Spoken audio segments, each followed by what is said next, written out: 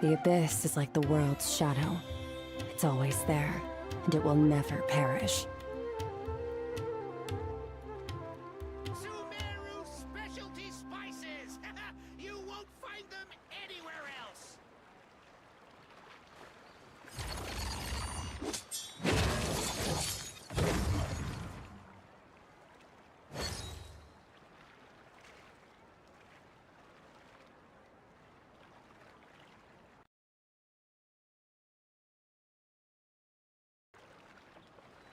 Where do we come from?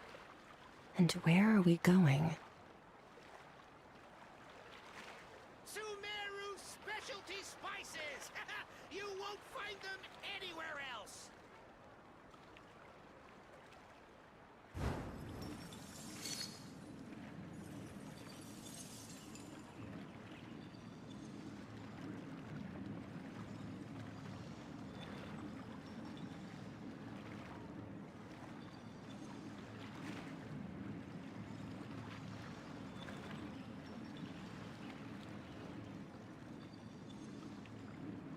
Sumeru specialty spices!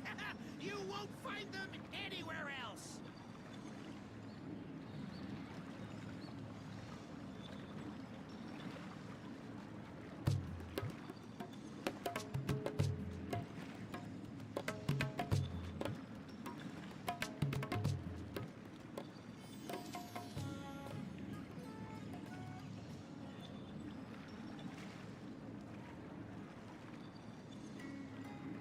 Sumeru specialty spices! You won't find them anywhere else!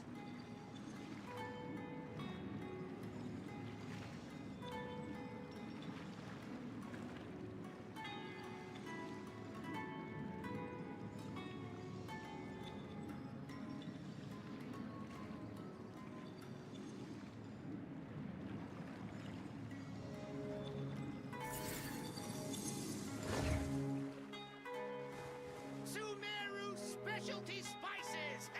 You won't find them anywhere else!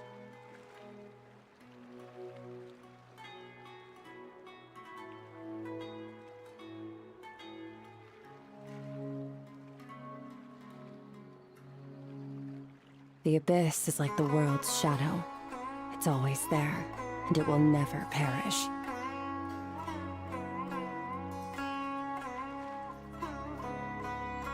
Sumeru specialty spices! You won't find them anywhere else!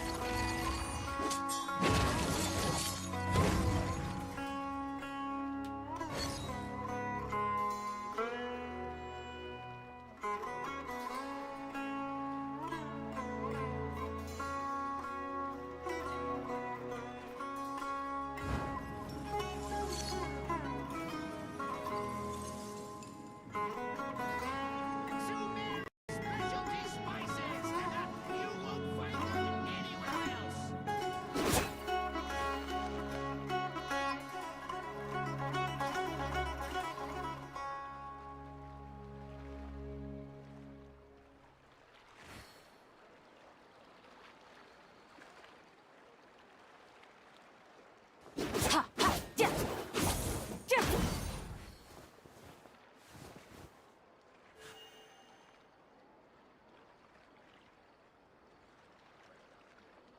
Sumeru specialty spices! You won't find them anywhere else!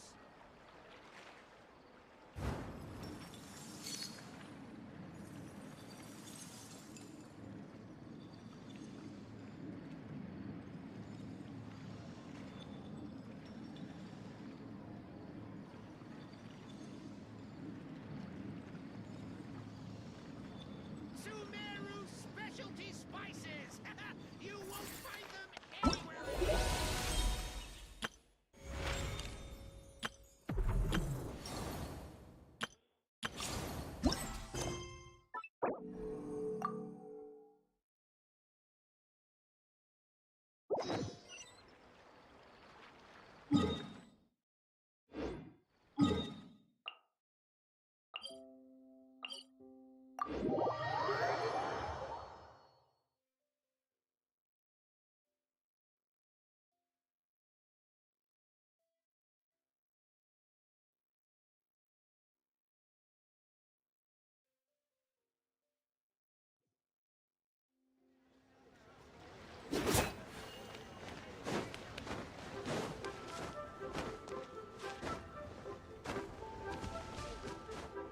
Merciless.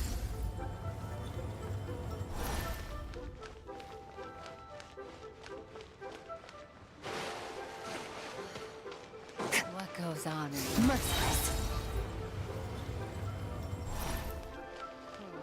Oh, Baiju isn't in his shop. Oh, you're looking for Dr. Baiju. He's resting today, but he said to send any patients to the back room. Ah, okay. Thanks. We'll head on through. Prescription.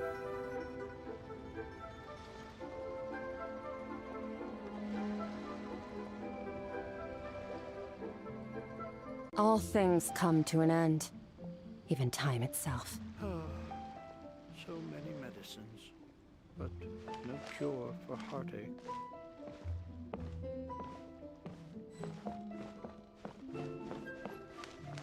Please, show me your prescription.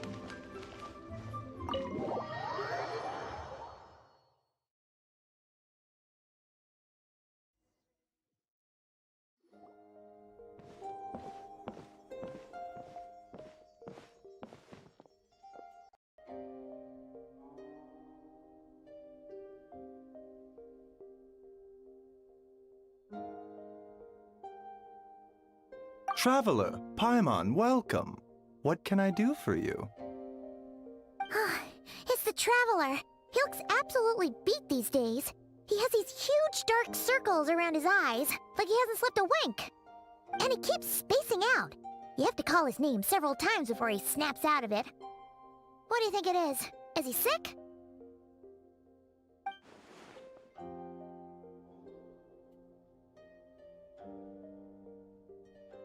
Very peculiar. In all the time we've been acquainted, this is the first time you've come to me with a health complaint. Come, let me take a look at you.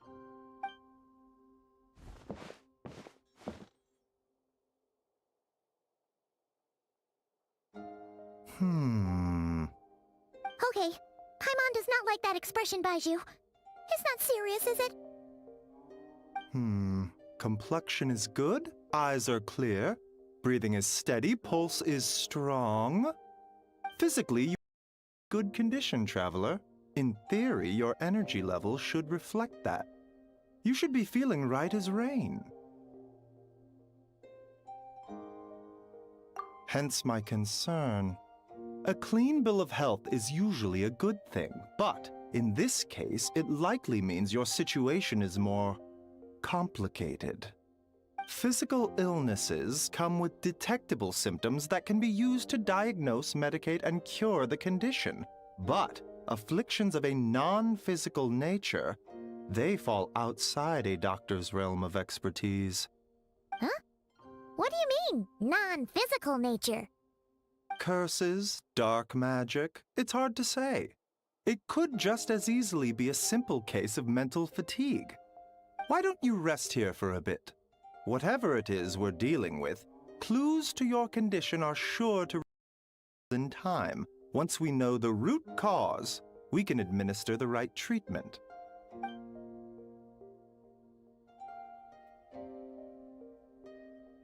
In the meantime, Changsheng and I will review the relevant literature for afflictions that present with mental fatigue.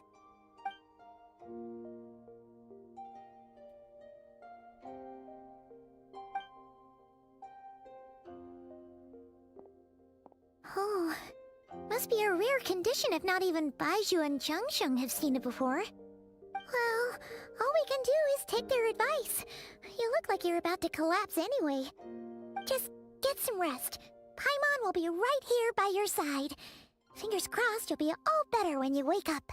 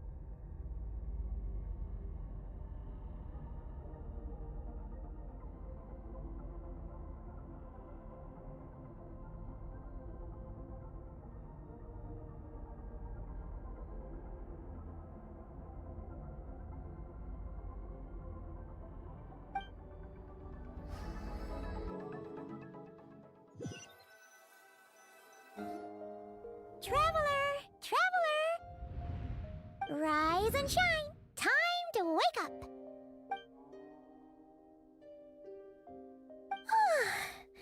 For once, you're making Paimon look like an early riser. It's already afternoon. Hopefully all that sleep did you some good. Feeling any better?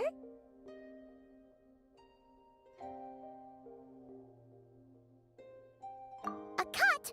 What? Did you scratch yourself in your sleep? All right, let Paimon take a look. Nope, nothing there.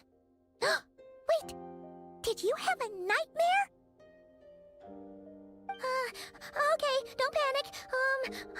Paimon heard that dreams tell us what we need by showing us the opposite. So, if you had a nightmare, maybe all you need is something to cheer you up. Come on, Paimon will treat you to something yummy.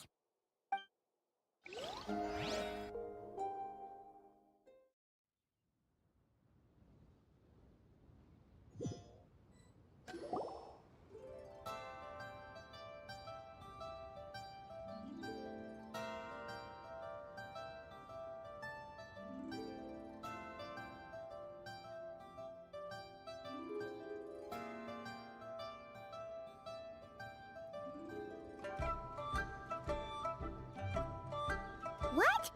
So, in this dream, you were trapped in a weird place with thick fog everywhere, and then a spike came out of nowhere and stabbed you in the back? Oh. Okay, well, that's a new one. Are you sure it was a dream? 'Cause from the way you describe it, it sounds like you were really there. But then again, you woke up right where you went to bed. And you were definitely in a deep sleep this morning.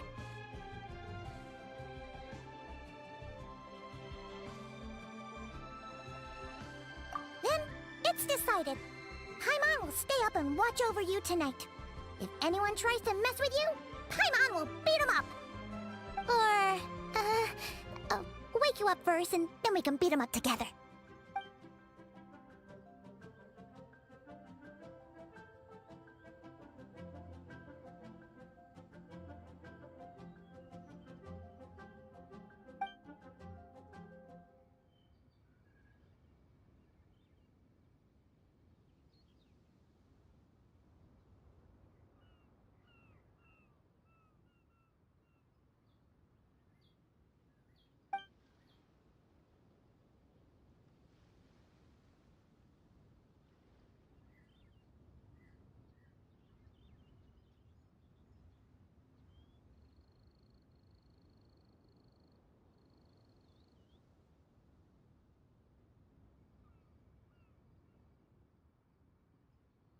Something is missing.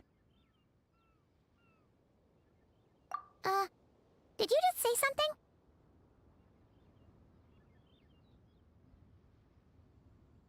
The flesh remains whole, but the soul is incomplete. Left unresolved, the mind will wither away along with it. Ah! What the? Wait! Paimon remembers you! Your child's master!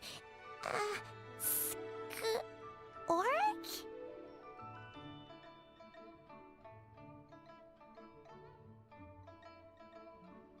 Right! What are you doing here? The last time we saw you was at the Primordial Sea in Fontaine, right? But then we left and never learned where you went after that.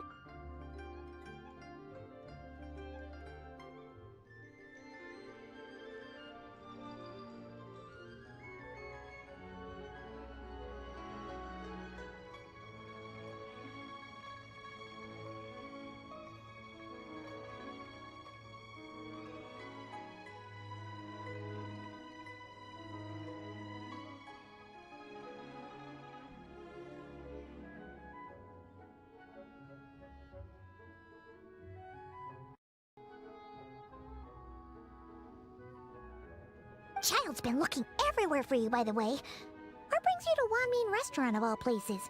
You came here looking for us? And were you the one behind that hocus pocus just now?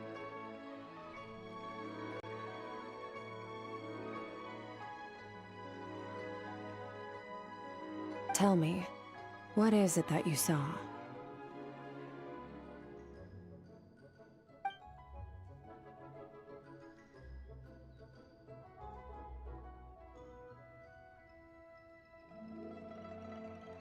Tight-lipped, huh? I suppose that's fair.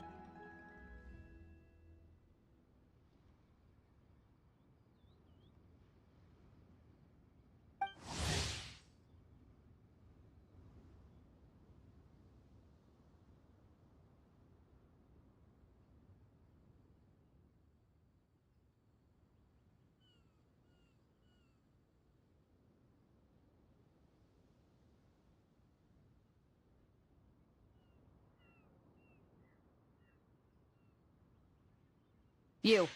I'll take a glass of wine. Hmm? Oh, of course. Coming right up.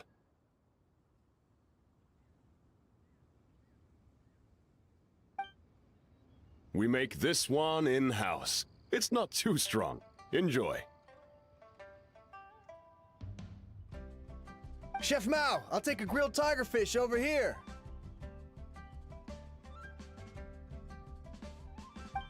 Coming right up. Ah, if I knew we'd be this busy, I wouldn't have approved Shenhe's vacation.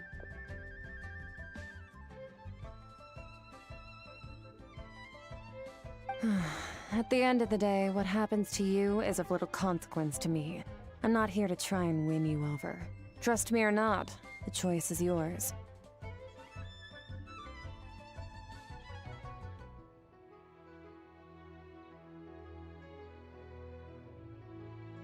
If you want my help, now's the time to speak up. You have until I finish my drink.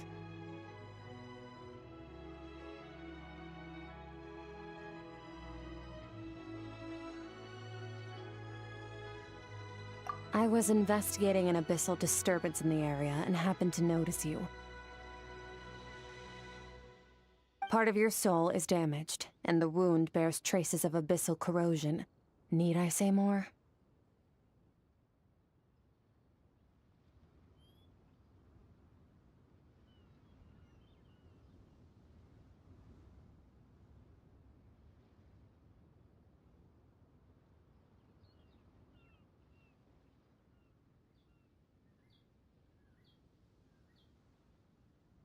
Neither of those things sound good.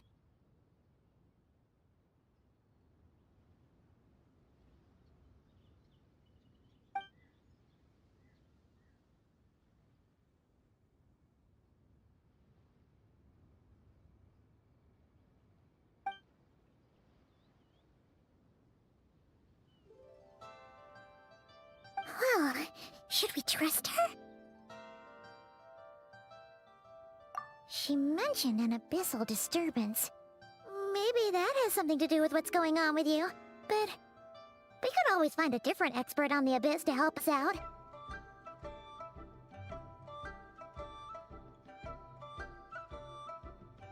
Yeah, and that thing she said about your soul being damaged is scaring, Paimon. Definitely something we should fix sooner rather than later. Skirk's an interesting one, that's for sure. But from what Child's told us, she doesn't seem evil, at least.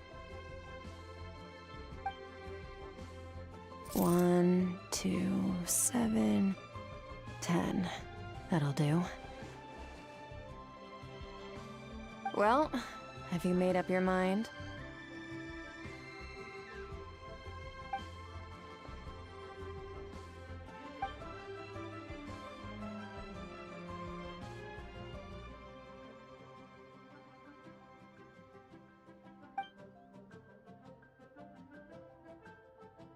So that's all we know, Miss Skirk.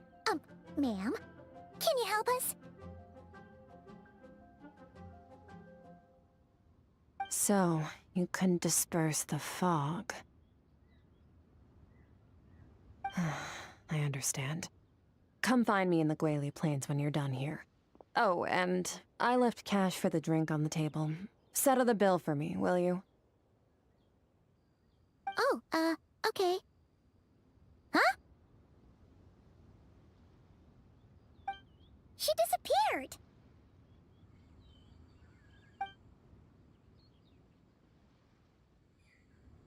Wait, hold on. You overpaid. Here's your change. Oh, no. This includes the drink, so It should be the right amount. I didn't think you two ordered a drink. We didn't. It was that lady who came and sat with us, remember? You brought it out to her yourself.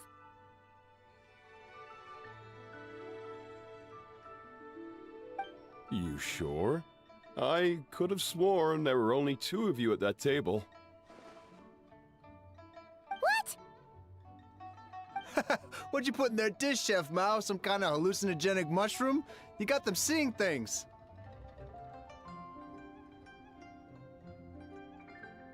Seeing things? Wait, so neither of you noticed her? Young lady? About this tall, wearing a purple dress? She ordered a glass of wine! Oh, now you mention it, that vaguely rings a bell. And it looks like I did open the wine jar, so it must have just slipped my mind. In any case, that settles your bill. Come again soon.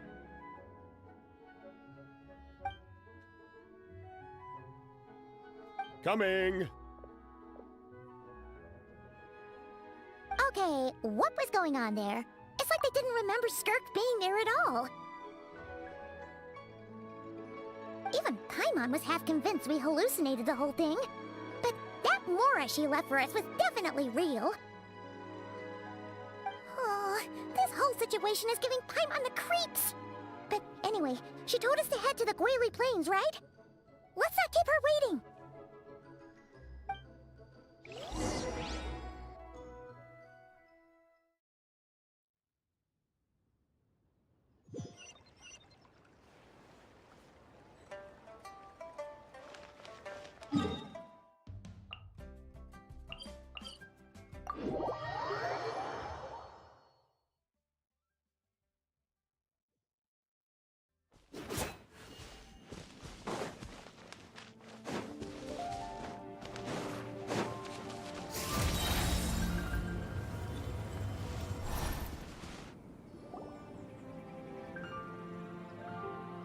Whoa, what are all these rift hounds doing here? Huh, looks like they're collecting something. Oh, let's go check it out.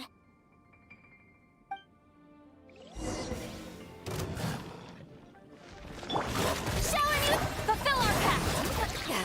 Suffer the wrath! Time to shine! Into the void!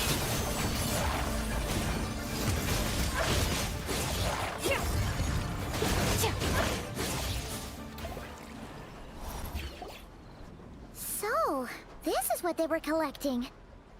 It looks kinda like... Yeah... What is going on here? From the moment they are born, all beings with great power have an impact on this world. Even if their body is sundered and their soul extinguished, their influence remains. Gods are the most common example of that. The remnants of gods who fell thousands of years ago remain buried deep within the earth, carrying within them a warped will and a dark curse. Together, these remnants form what you call god remains, and it appears that some of those sealed here were dug up and removed. There are traces left, but they're fading fast. What are you doing? Nothing! Just wanted to make sure you were... real? She's definitely not a ghost traveler. Paimon poked her, and she's solid. Your life hangs in the balance, and that's what you're fixated on? Strange set of priorities. It was just a trick to avoid being perceived. If someone notices me, those memories are erased. Simple as that. Unlike you, I have no desire to establish a connection with the world. The weak and the lowly have no right to remember me. They're lucky they only have a few missing memories to show for it. Now, can we please get back on track? Okay. Where were we? Right. The god remains. So, basically, there's now less of them here than there used to be, right? Isn't that a good thing? In our experience, God remains are 100% bad news. A lot of terrible things have happened because of them. Maybe it's a good thing by human standards, but power doesn't come from nothing, and it doesn't just disappear for no reason. The remains aren't just gone. They were taken. Very clever, Traveler. You aren't the only one who had something taken from you. There are victims like you everywhere. The only difference being, you can speak, and the remains cannot, so it went unnoticed. Something similar happened in Sumeru. Within the span of one night, countless consecrated beasts were slaughtered, and a large amount of the god remains buried in the desert went missing. Of course, god remains are just one of the targets. The culprit is chipping away at sources of power all over this world, including the Stella Fortuna above. Wait, you mean... the stars? Mm-hmm. 42 of them have died out in the past few months alone.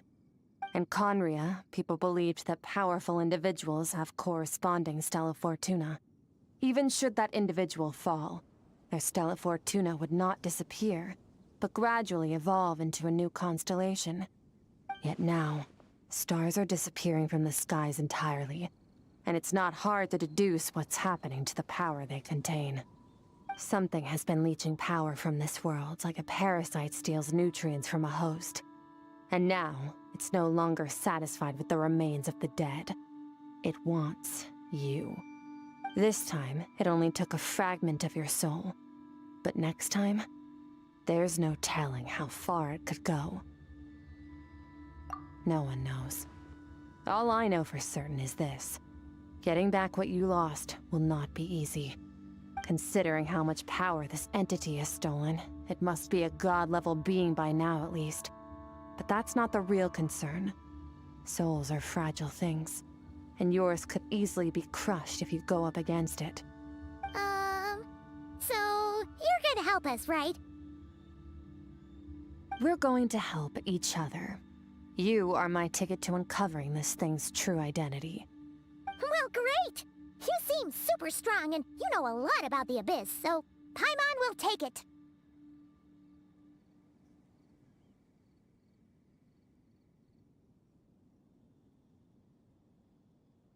Don't get all mushy on me. All I'm doing is helping you get back to normal after a sudden crisis. And I should warn you, getting mixed up with me can have unforeseen consequences. We're on very different journeys. You don't want to be in my debt, trust me. You help me uncover the truth behind this entity, and I'll help you recover what you lost. This is a transaction, that's all.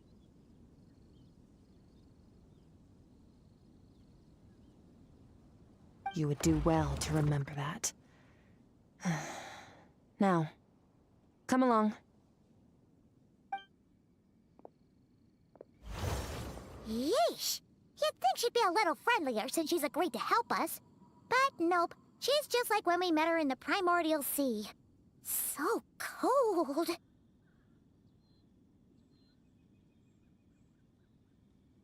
Well, whatever. If that's how it's gonna be, then she doesn't deserve our friendship. What she does deserve is a super embarrassing nickname. Ah! Paimon's got it! Frosty the Lavender Melon! Serves that ice queen right!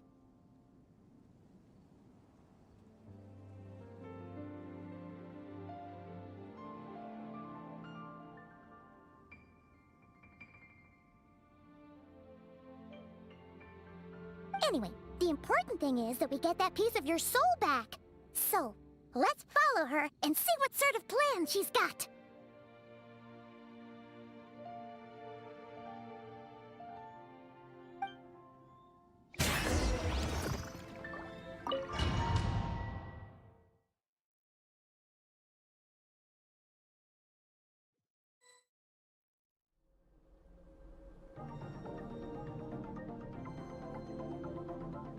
Whoa! This place is way bigger than Paimon expected. Where are we? This is where I live. I suppose it's the closest thing I have to a home here.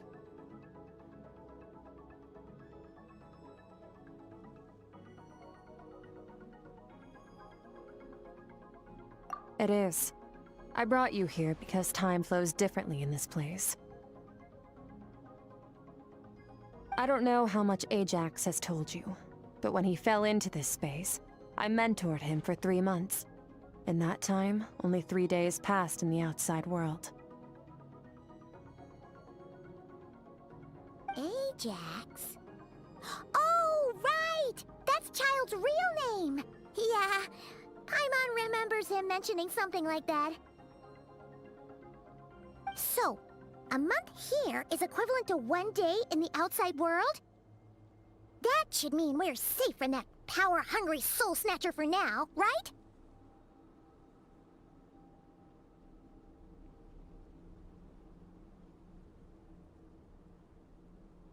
Yes, well, I didn't bring you here just to show you around.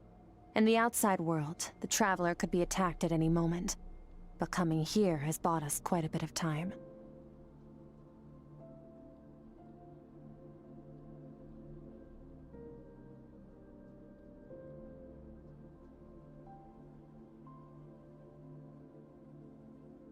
Now, we just need to figure out how to investigate that place you saw, the one full of fog. Both your description and the abyssal disturbance I felt point to that space having some connection to the abyss. It could even be a domain similar to this one.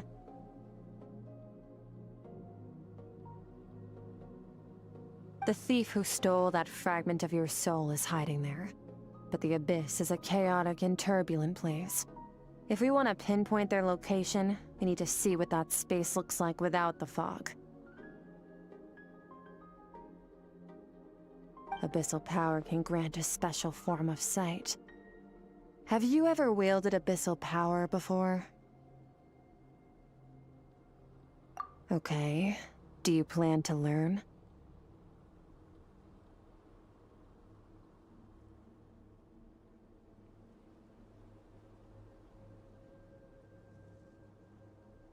That tracks. All the information you have suggests the Abyss is something sinister, and that abyssal power is a wild and dangerous force that always spells disaster. And you're saying that's not true? Depends on your perspective. Floods and hurricanes take countless lives too. But if one day you gain the power to control them, what was once a calamity is now just another tool in your arsenal.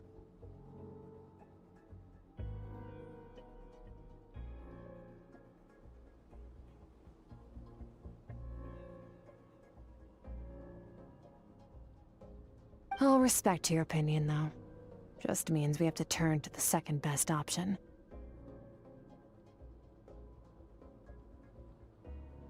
A little abyss crystal that contains my power.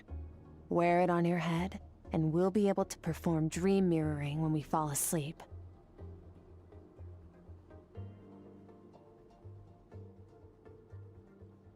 Dream mirroring?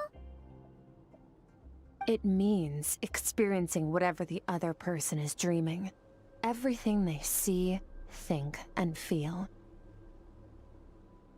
Since you haven't studied the art of using abyssal power, and have no plans to jump in the deep end right now, I'll have to do the investigating for you. With dream mirroring, every time you slip into a deep sleep, I'll see with my own eyes whatever scene plays out in your mind. Then, I can guide you through the dream environment, and we'll take back what was stolen from you. Huh. You make it sound so simple. Tough to say. This is an unprecedented situation for both of us. Even assuming we do manage to find where this entity is hiding. Like I said, getting your soul fragment back won't be easy. To play it safe, I need to give you some special training first.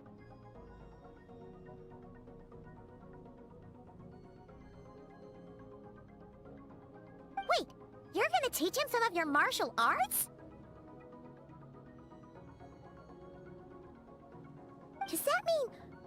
next time we see Child, we have to treat him like our senior?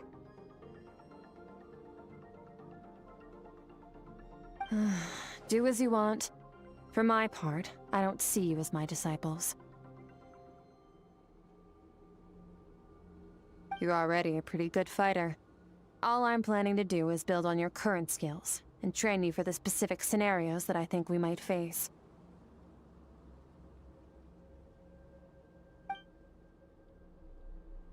But that's enough talk. If you're ready to do this, then come with me. Time might be more lenient here, but that's no excuse to waste it.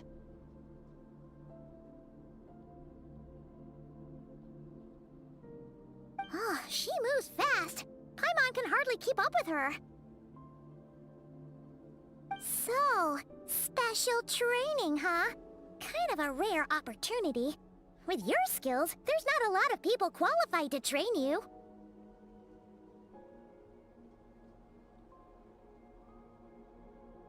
The last time something like this happened was probably anti-Raiden Shogun training, right? Oh, feels like a lifetime ago. Skirk seems pretty strong too, though. Remember how she said that the all-devouring narwhal was just her master's pet? Maybe we really will learn something here.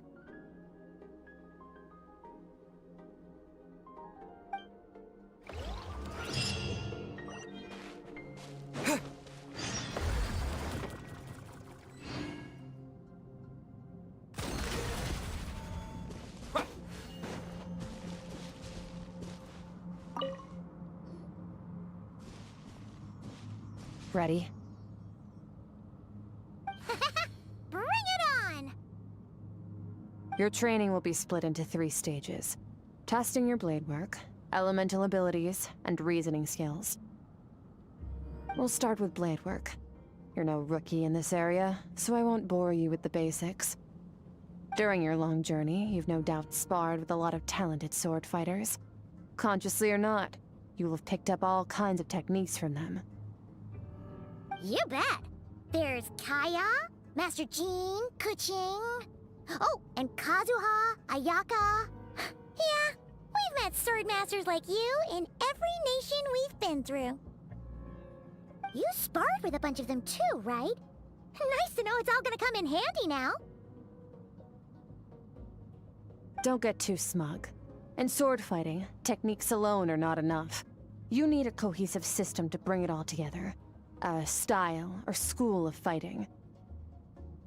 To use the human body as an analogy, your style is your skeleton, the foundation, the framework. Techniques are the muscles and other flesh attached to the bones. This is where your strength comes from. Improving your sword fighting is like growing that body. If your frame got bigger and taller, but you didn't add any muscle mass, you'd be weak and flimsy. Then again, if you packed on pounds of flesh without a big enough frame to support it, you'd end up bloated and unwieldy.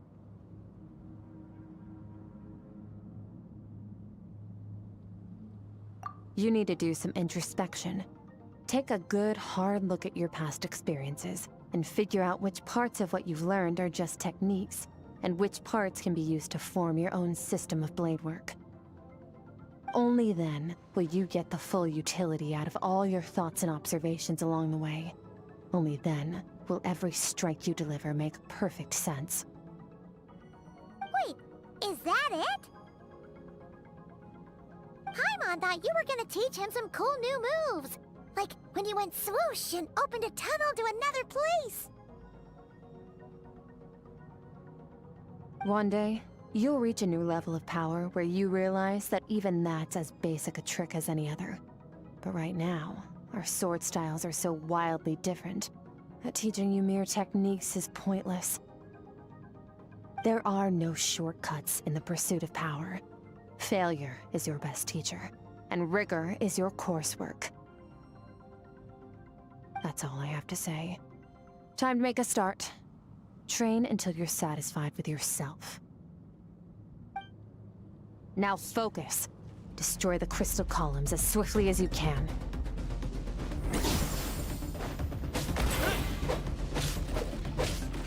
Yeah! What? Yeah!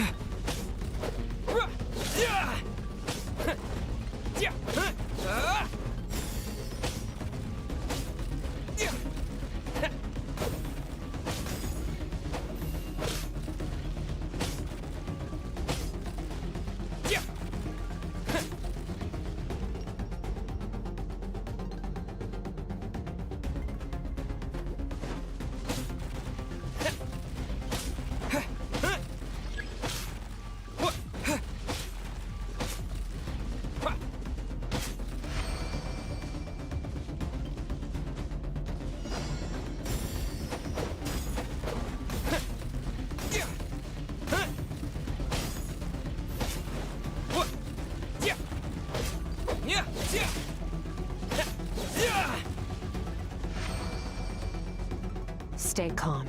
Use your head. You have to keep it together.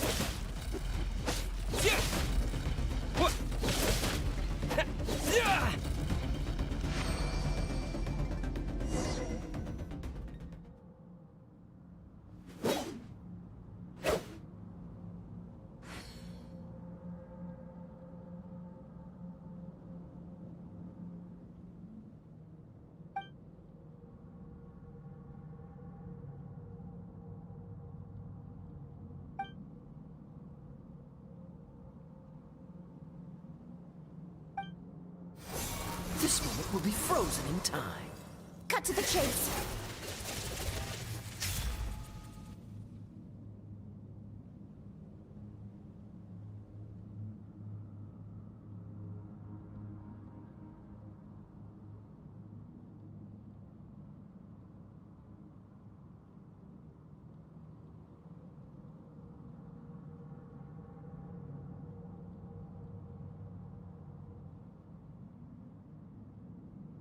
Consider a moment of true mastery that you've witnessed in another person, and ask yourself, what lies beneath the surface? What's their guiding philosophy? What's their state of mind as they maneuver their weapon? Now take that and practice it right away with speed, skill, and strength, over and over, until your hand is one with your mind. This is the only path to true growth.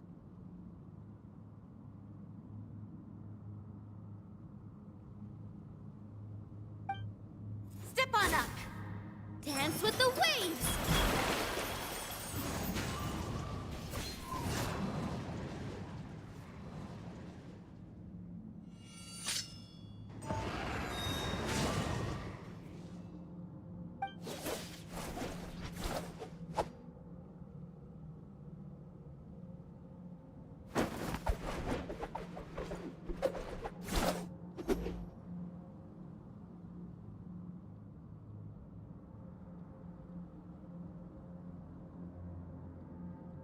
If you start to tire, empty your mind, but do not stop. Stay in that frame of mind as you keep up the fight. Get rid of all redundant movements. Imagine your sword is an extension of your own body. Wield it just as you wield your arms, hands, and fingers. 'Twas on a deserted, moonlit night that the hero approached the vile dragon's limpid lair. Ring cutter! Feathers fleeting wet, the white heron treads water, a sight without flaw. Master of Inazuma Kamisato art Tachijutsu.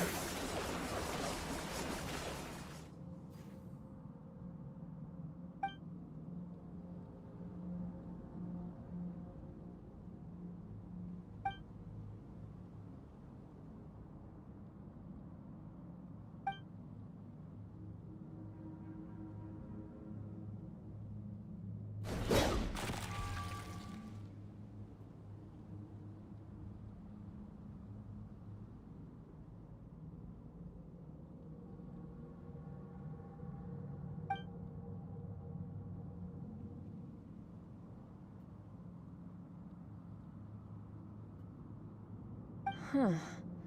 Looks like you've made some real progress. That concludes your training session. Awesome! Paimon knew you could do it! How do you feel?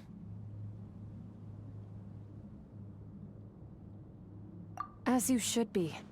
Time flies when you're training hard. You've actually been going for several days now with no rest. Yeah, meanwhile Paimon's had a whole bunch of naps.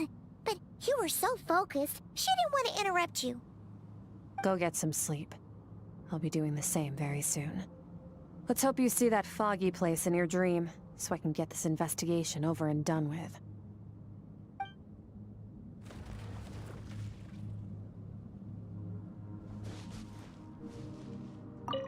Sometimes, you have to practice a single movement 1,000,000, maybe 10,000,000 times, before the breakthrough moment comes. Nothing in the outside world can help you in this process. The most important thing is to remain patient.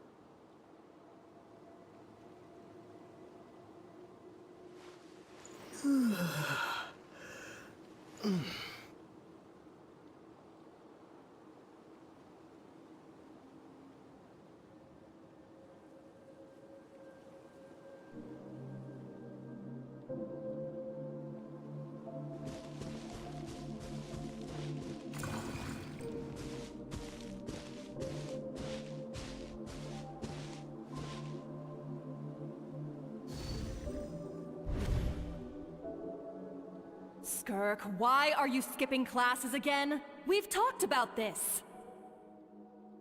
'Cause he's a crabby old man, and he's a boring old man. I don't like going to his classes. Excuse me. You shouldn't talk about your teacher like that. It's very disrespectful. All right, let's not get into a big fight about this. Skirk's learned what she needs. There's no point forcing her to sit through more classes if she doesn't want to be there. But I'd still love to hear about what you got up to yesterday. Why don't you tell your dad all about it? I went diving, and I saw this huge fish. I never knew they could get that big. It looked kinda dumb, though, with that stupid big fat head. I tried to shake its fin, but it just spat water at me. Oh, and today, I'm gonna go to that prairie up north. There's supposed to be this giant bird there that can spit fire.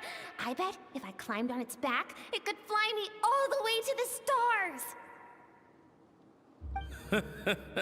Then I suppose your old dad should get one as a pet too. Otherwise, how are you gonna hear me call you for dinner up there in the stars? When it's time to eat, I'll come back on my own, Zilly. Anyway, gotta go. Bye, Mom. Bye, Dad. Wait! Put on a coat at least. You'll catch a cold. I'm talking to you, young lady. You spoil that child, you know. Ever since that merchant ship arrived, she practically lives outside. Always going on about exploring the beyond one day, whatever that means. Let the kid do what makes her happy. Besides, we both know you're all bark and no bite. Come on, our little adventurer is gonna be hungry when she gets back. Let's get started on dinner.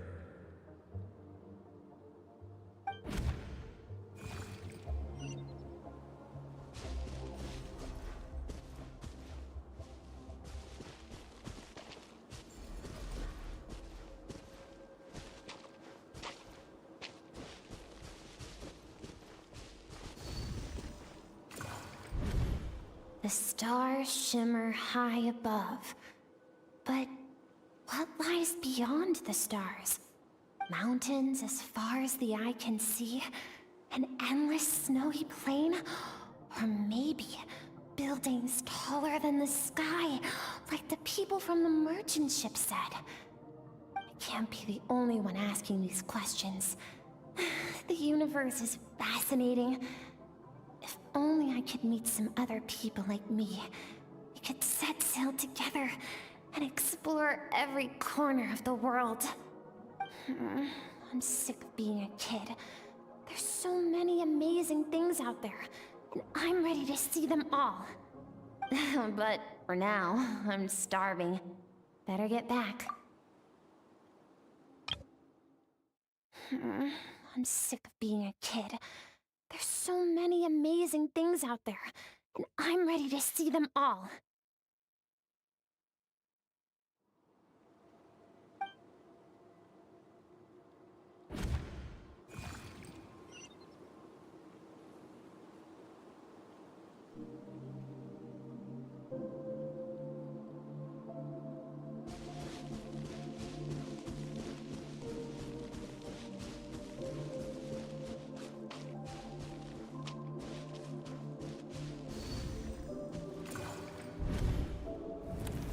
Don't let a single one of them get away!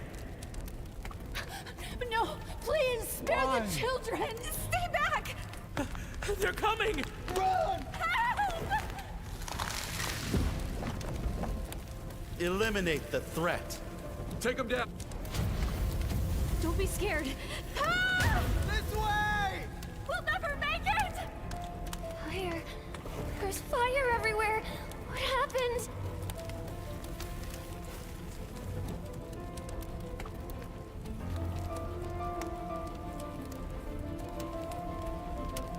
I told you we shouldn't have trusted these outsiders!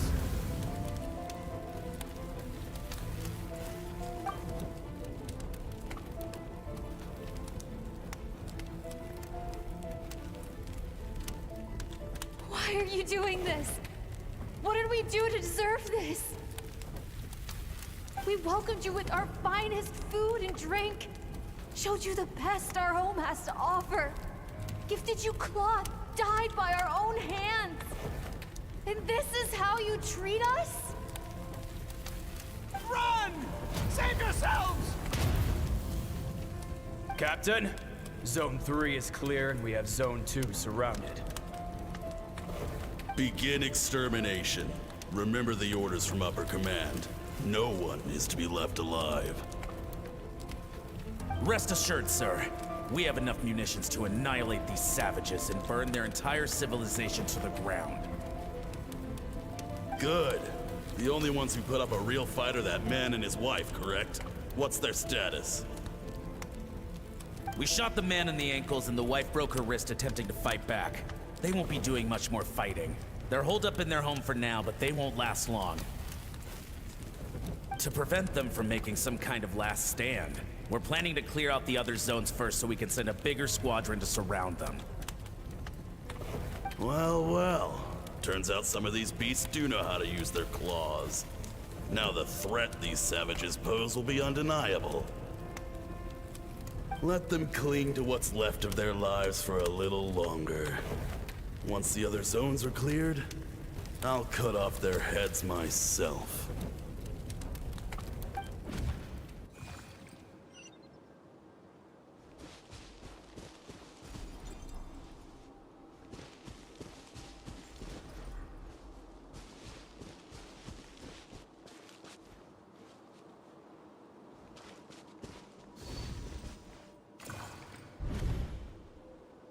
Dad? Mom? Skirk, you're all right? Thank heavens. I'm so happy to see you, sweet girl. But you need to go. It isn't safe here. They'll be back any second. What happened? You're bleeding a lot. Dad? Mom?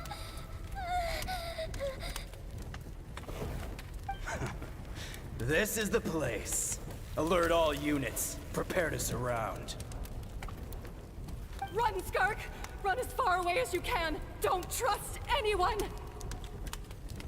Your dad and I, we're not afraid to stare death in the face, but we need you to survive. My clever girl, so curious. You're already so brave. I know you're going to grow up to be such a positive light in this world. Whenever you miss us, just play this song. Remember, life is a gift. Don't let darkness claim it. Break down the door! Look what we have here. A savage that can pluck a tune. Well, the show's over.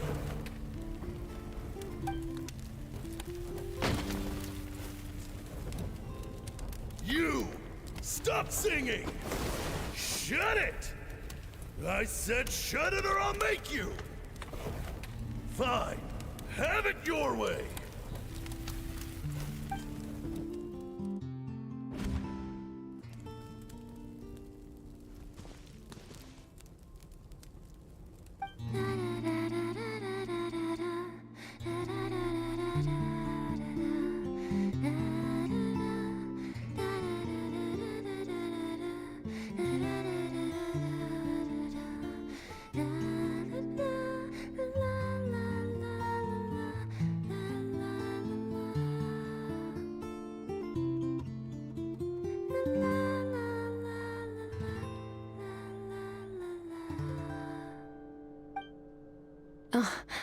You're awake? I found a few clues while you were asleep, but it's only a start. Now, time for the second stage of your training. This time, the focus is elemental energy. Come find me when you're ready to begin.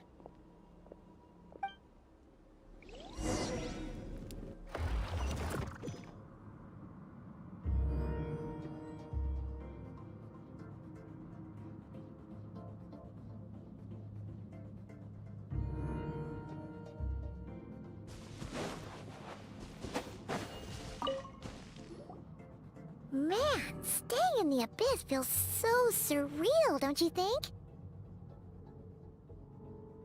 No day and no night. It's like time hardly exists. If we weren't careful to keep track, it feels like we'd have no idea how long we've even been here. Well, except for the fact that Paimon still gets hungry like clockwork. You go do your training. Paimon's gonna grab a bite.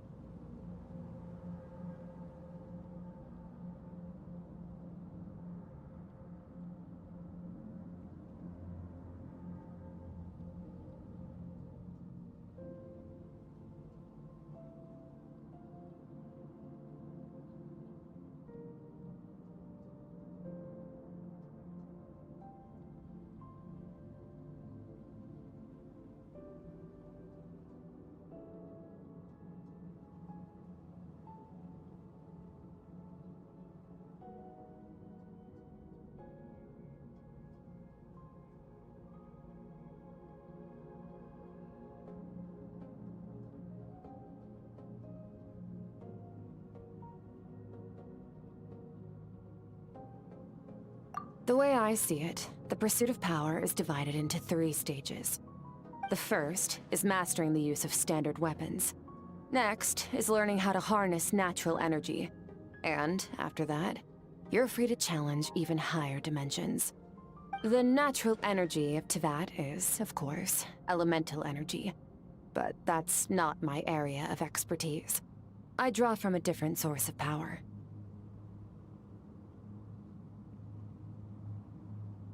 Abyssal power, yes. Also known as the power of the Void Realm. My master, Sertologi, is a true expert in that area. After all, he was one of the group of 5 that infamously stole the all-encompassing power of the Abyss, an act for which the people of Conria gave them the epithet, the 5 Sinners. The elemental energy of Teyvat, on the other hand, is derived from the power of the Light Realm. These 2 forms of energy exist in direct opposition to each other. Suffice to say, there's not much I can teach you this time.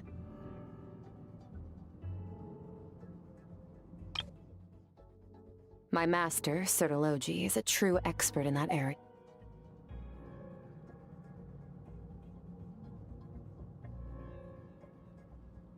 A keen observation, traveler. Call it respecting local norms. The Abyss stands in direct conflict with the will of this world. So, to make my life easier, I disguise my power to make it appear cryo-like in nature.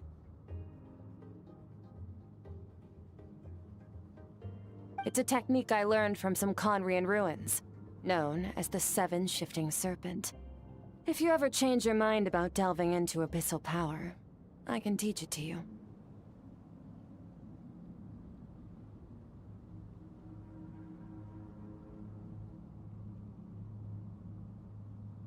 So I've heard. You seem to have a knack for removing abyssal power. But is purification really what's going on there? Like I said, power does not simply disappear. Just thinking out loud. Let's focus on your elemental training. That's what's gonna help us if the situation gets tricky. True growth comes from adversity, but only if you make the choice to pick yourself up again every time you fall. So, it's time to push yourself to the limit, and then keep pushing. This is the only way to advance at pace. Use the power of Animo to clear the field as fast as you can.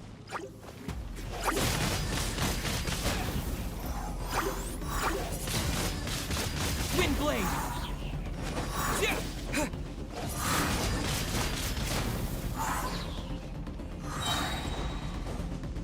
With the wind!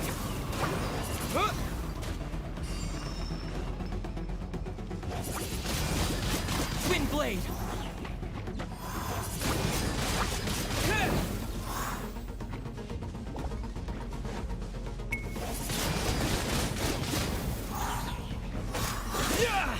Windblade! Windblade! Observe your surroundings. Look for things you can use to tilt the scales of success in your favor.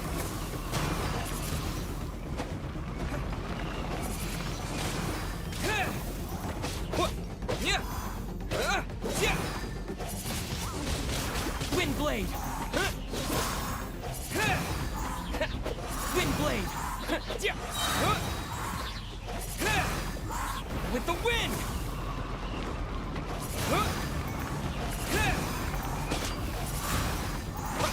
Windblade!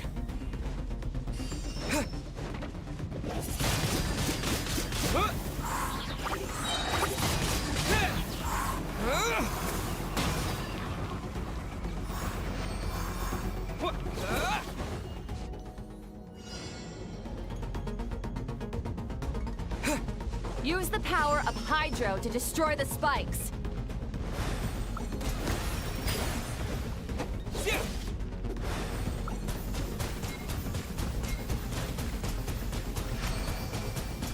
Water jet!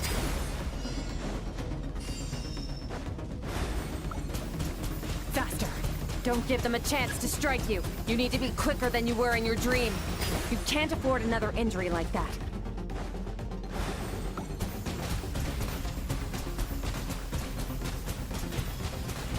Go!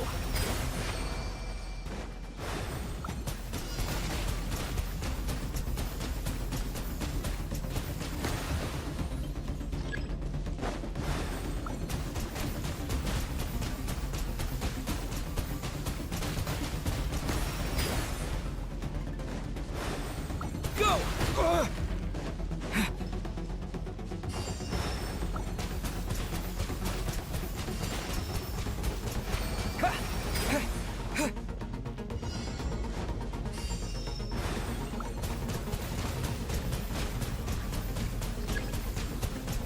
Go!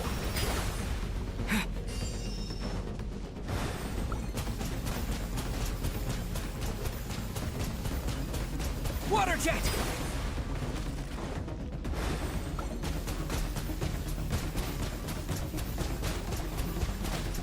Water jet!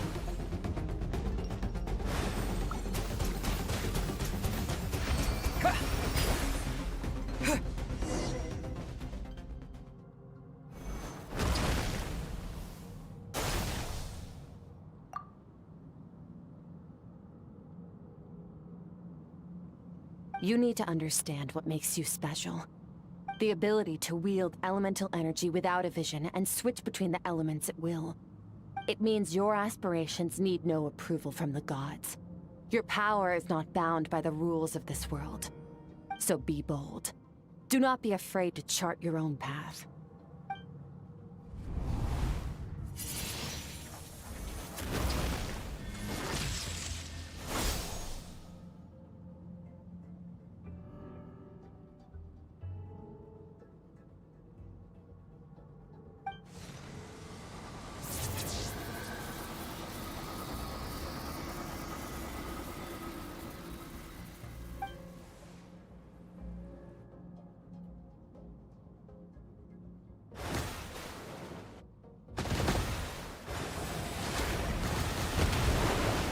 Very good. It seems you've reached a deeper level of connection with the elements. Long enough for you to lose yourself in your training, which is a good sign. Relentless practice with the elements has drained all your strength, but it's also what allowed you to make progress. Get some rest. When you wake up, we'll proceed to the final stage of your training.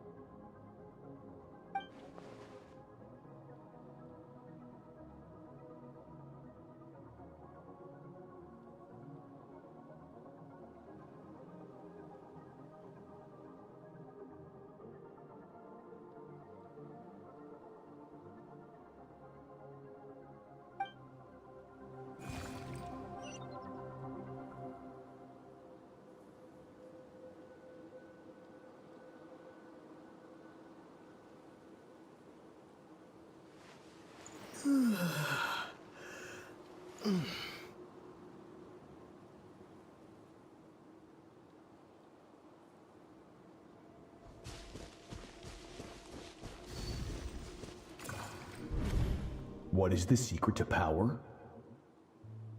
Longing, hatred, self-preservation. No, it is fear. The fear of losing those you love. The fear of watching your home burn. Fear of loneliness. Fear of death. Fear is the source of evolution. It forces humanity to adapt to their environment and overcome hardship. It is in the process of prevailing over our fears that we surpassed first ourselves and then the rest of the world. That fear is now part of you. It calls on you to evolve. And it is time to answer.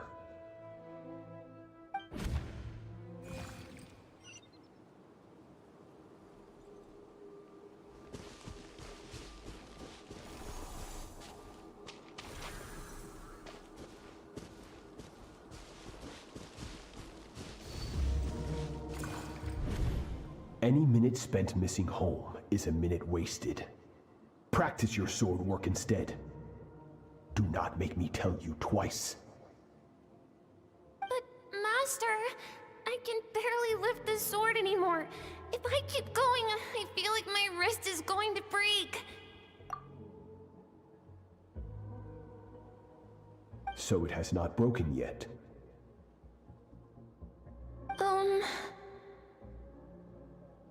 Then pick up your sword and keep practicing until it breaks. I want to hear the cracking and splintering of bone.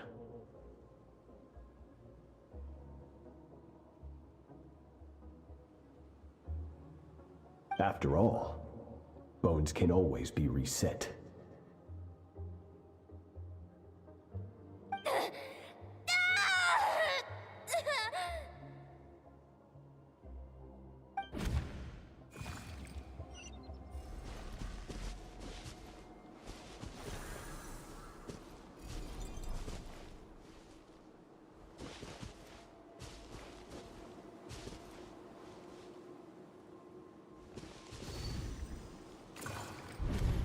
Good Skirk. Once again, you survived. How do you feel? Cold. In pain. These are signs that you are adapting to the abyss.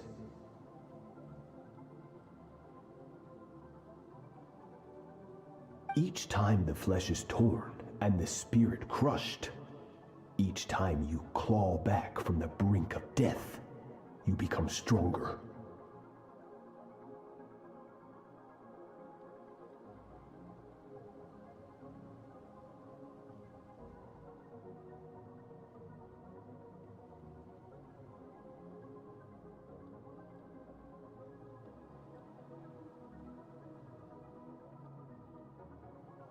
I now understand why these people sought to destroy your homeland.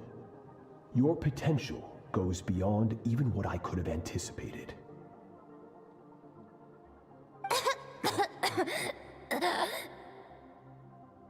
But you still have much to learn in your pursuit of strength. Your mind is rife with distractions. From now on, I shall show no mercy in your training. You must learn to shut out all the pointless emotion, crush the self that makes you weak, and become master over your physical form.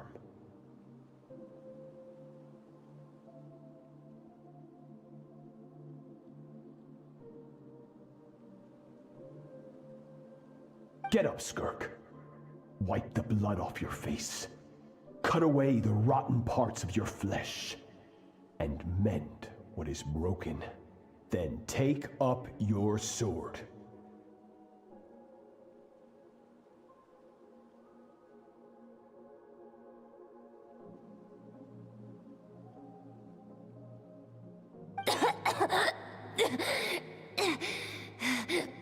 Yes, Master.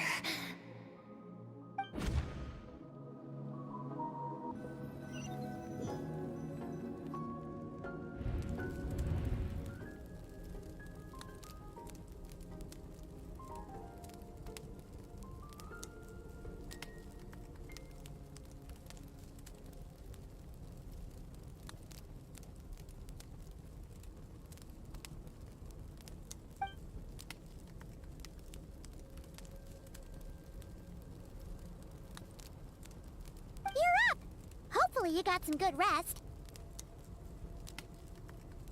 Skirk said to tell you that she's ready to start the final stage of your training whenever you are. So, want to head over now? Or did you want to wait a little?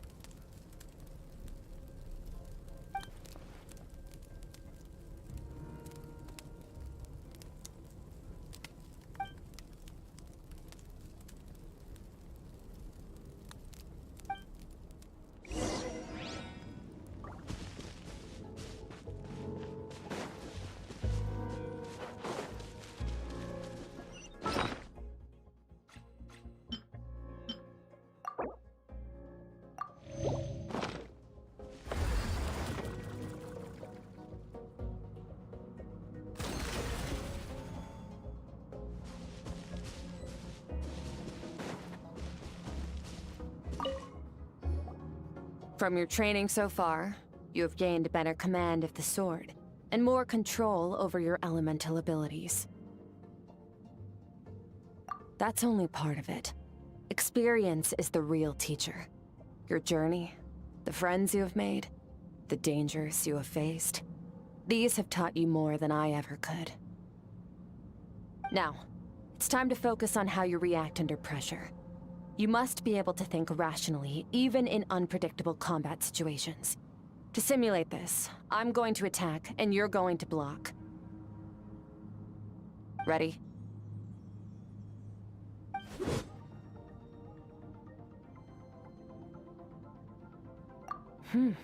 Not bad. That defensive stance looks near unbreakable.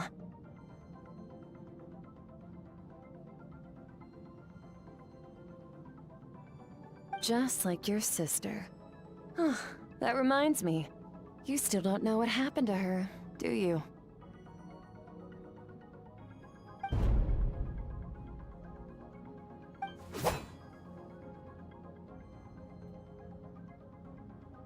Hey, no fair! That's cheating! You think every opponent has the same moral code as you? You can denounce their deplorable methods all you want, but only if you live to tell the tale. The dead don't get to complain. Strong emotions will always arise in combat. Anxiety, anger, fear. But a true warrior is never at their whim. Only when you are free from the influence of emotion can you make the right choice, no matter the situation.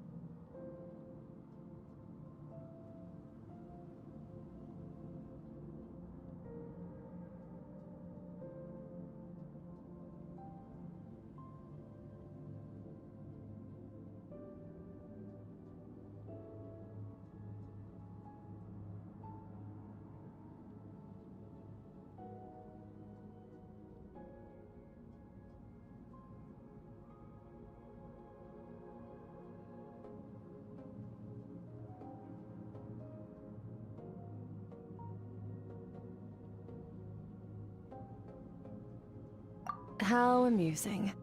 Almost sounds like you think you know me.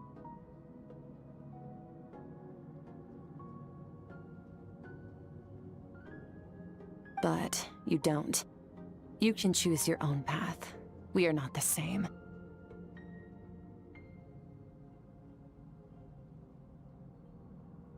Let's begin. Try to use reason over emotion. Make the most rational and advantageous decision in any given moment.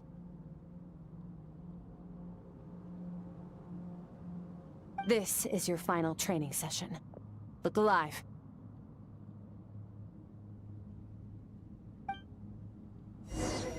Same drill as before, but this time I'm going to interfere. Hold your focus.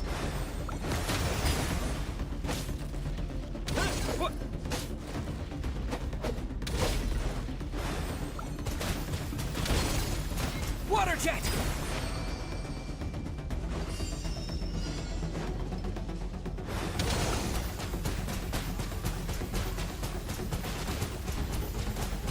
Water jet!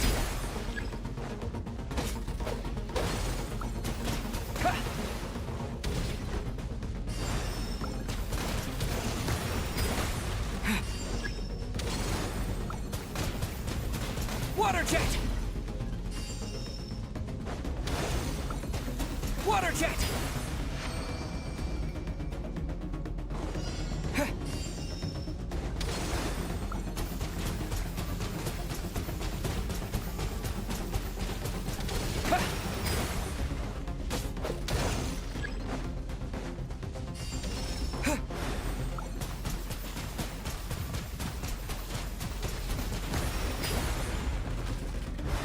Water jet!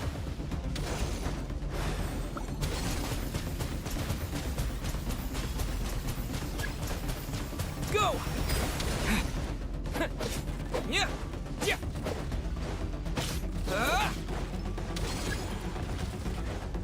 What? Yeah! Yeah!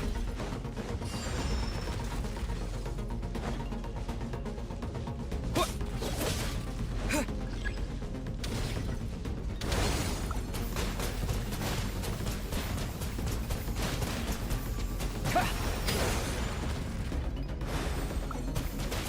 Water jet!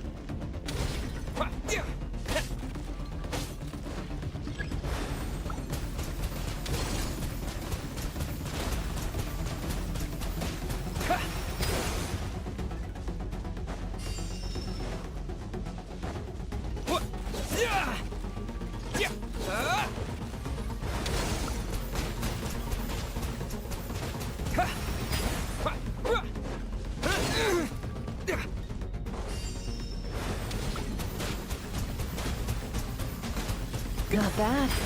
Better than I expected.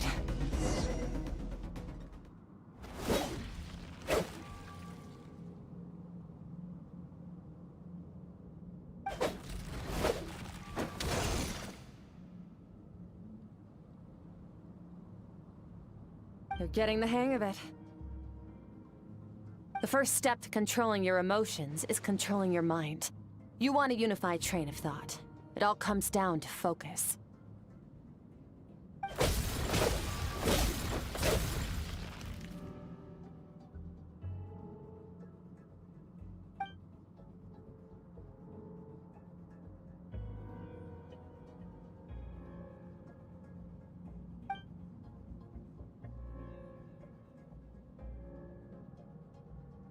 Your mind is rife with distractions. From now on, I shall show no mercy in your training.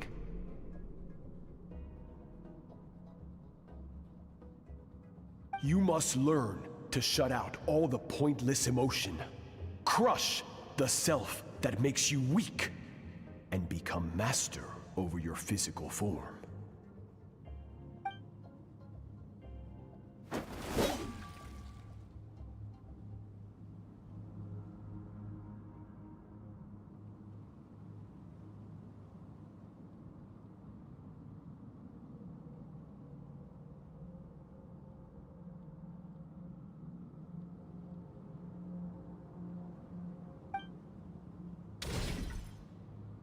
Stop. Let's pause here. One look, and I can tell your mind has wandered.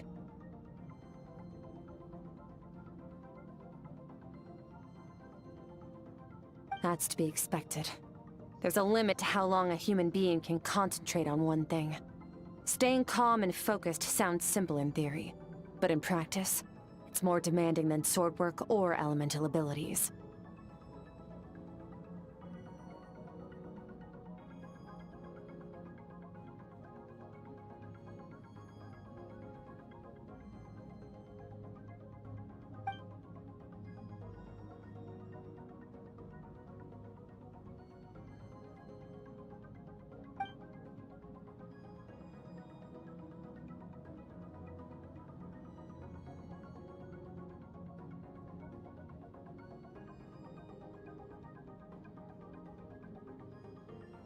Get some rest.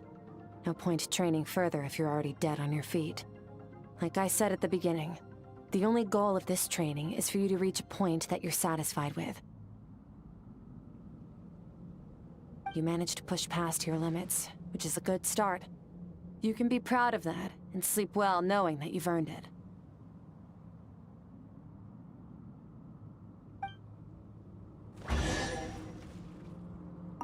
Warriors will train day and night to perfect their skills. But when the battle comes, their fate may be decided in a matter of minutes. One mistake, one moment of hesitation, and just like that, all their blood, sweat, and tears were for nothing. You need to push yourself to perfection, or you might not even live to regret it.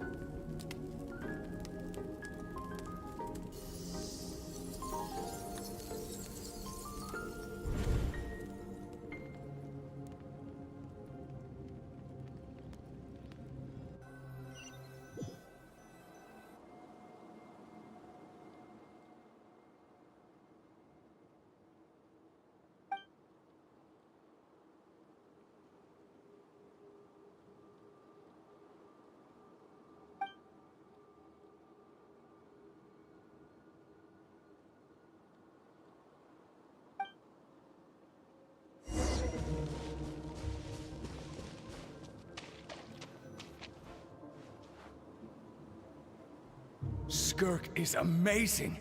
She faced down that terrifying giant and cut its head clean off.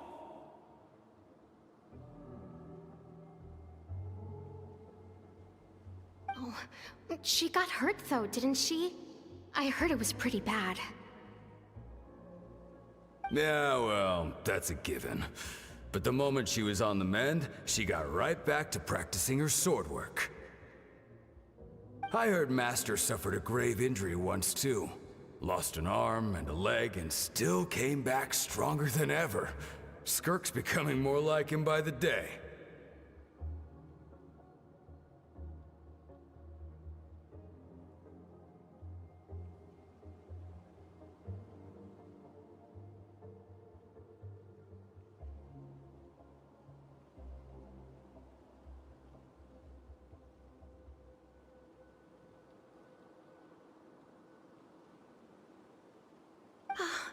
Incredible! I wonder if I'll ever reach their level. They're always so resolute, so unshakable.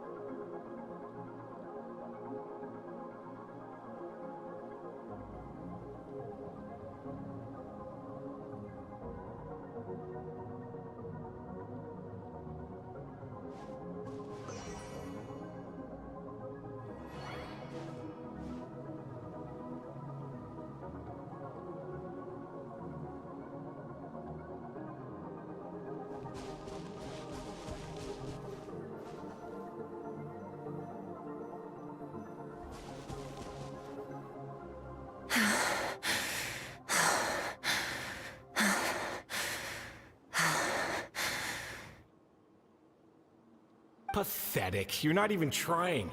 You're so much weaker than you think.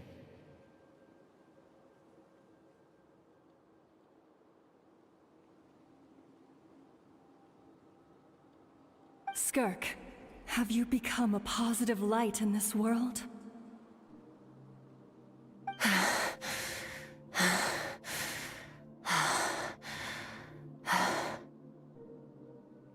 Do you even remember how many of us perished in that fire?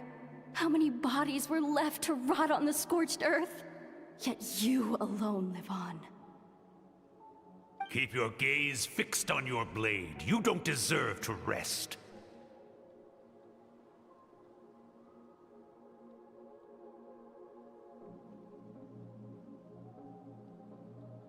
I have so many questions. I just want to jump in a spaceship, explore the whole universe, and get answers from the stars. I just need to wait till I'm grown up. Then, I can do anything.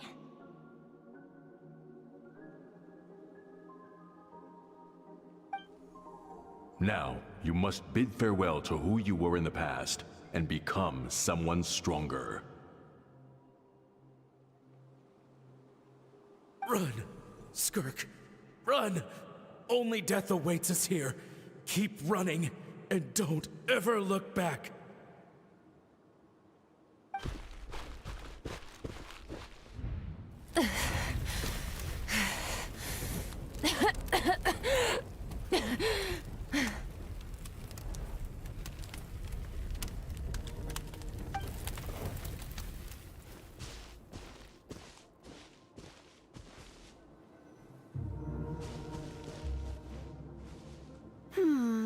Let's see here.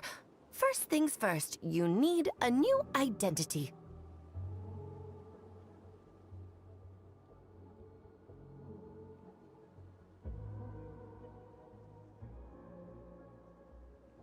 Going around telling people you're from somewhere beyond the stars won't do, now will it?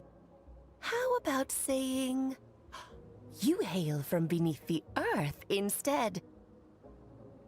As the Conrian saying goes, venturing out into the universe and down into the abyss are the same in that both are braving the dark unknown.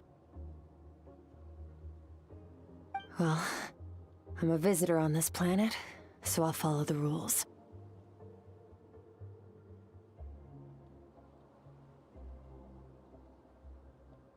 Ah, splendid. That saves me quite a bit of trouble. Let me offer you a piece of advice in return, although it might not be what you want to hear.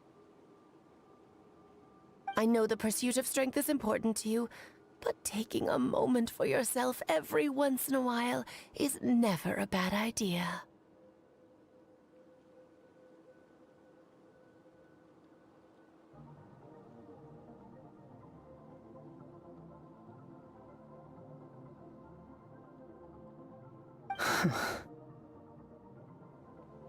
Ignore her existence for too long, and there will come a day when you can no longer hear her voice.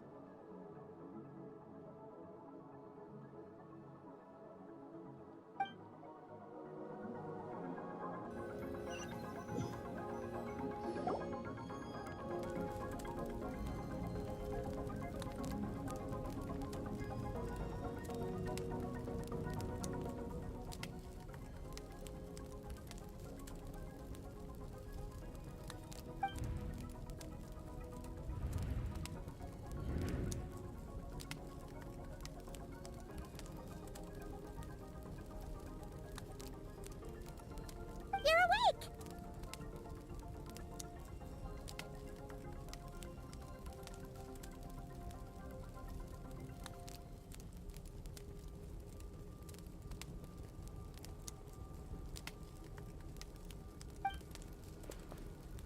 You must be starving, right? Ta-da! A barbecue feast just for you!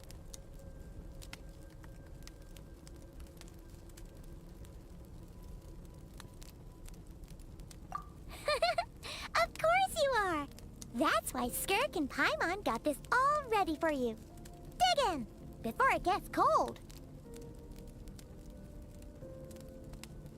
Ah, well, if you're around someone long enough, it's bound to happen. Plus, Skirk can cook. So, Paimon decided she can forgive the whole Ice Queen thing. Paimon's not one to hold a grudge.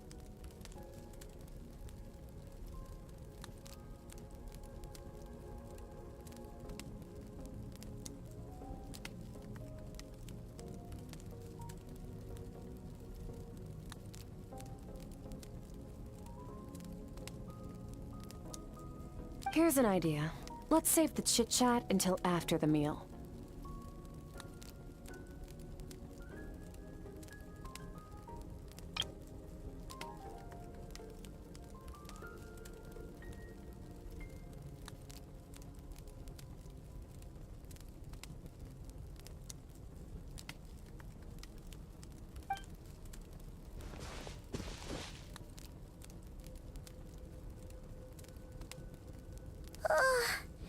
So full.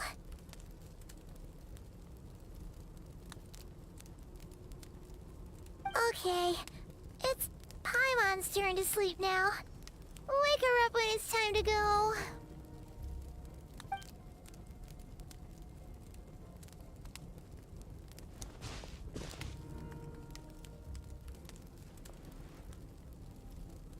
I have good news. First, your training is complete. You have what it takes to wield immense power. Now it's just a matter of putting it into practice. Continue to learn from your journey and hone your skills against formidable opponents. Second, I've located the culprit we've been searching for. Next, you just need to retrieve the missing part of your soul, and our business will be concluded. When Ajax trained with me, he once told me he was bursting with questions. So I allowed him to ask me 3 of them before he left.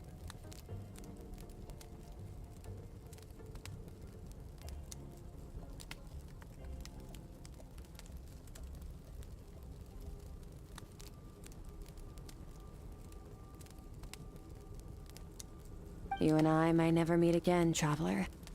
So if there's anything you want to ask me, now's your opportunity. Just like Ajax, I'll answer 3 of your questions.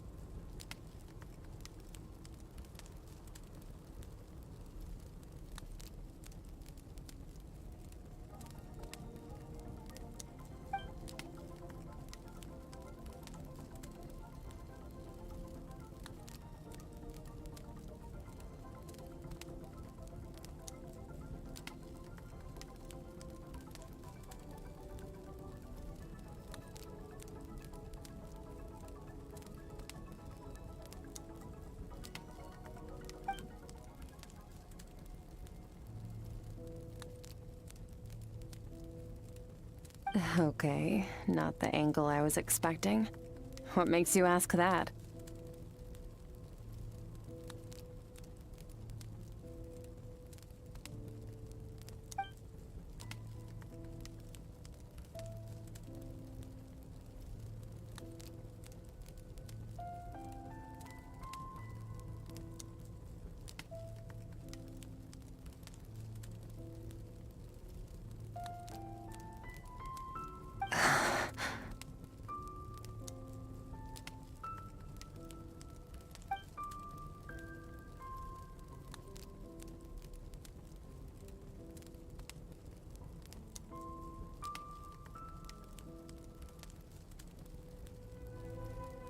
I knew that was a possible side effect. Closed off my mind to you for that exact reason.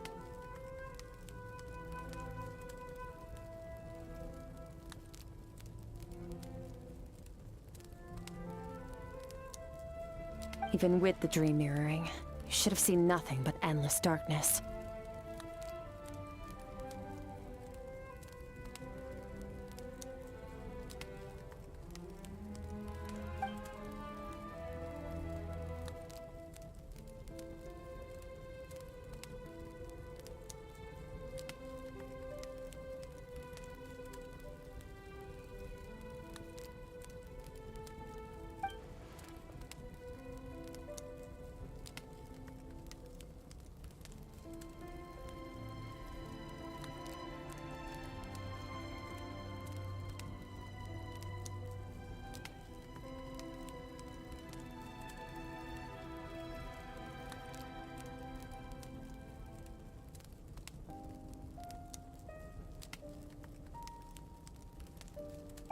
Whatever. Must have been a flaw in my execution. I shouldn't be too surprised. Due to some recent circumstances, my self-control has been lacking as of late.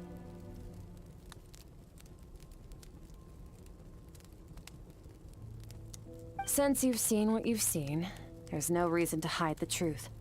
All I ask is that you keep it a secret.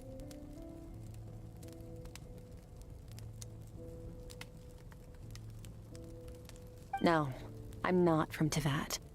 I'm from a different planet. And there was a time when I journeyed through the stars. A lot like you in some ways.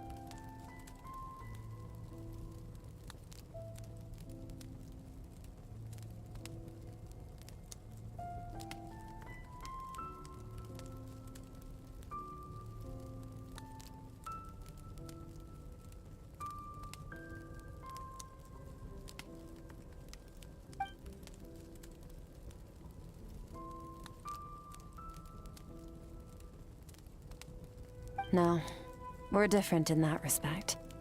You're influencing the fate of this world. But me, I'm just passing through.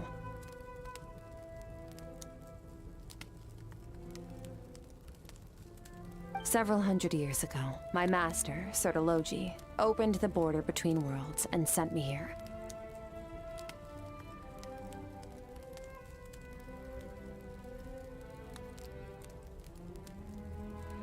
But this is not my home. And one day, I'll return to the vast unknown of space. So, there you have it. On to your second question.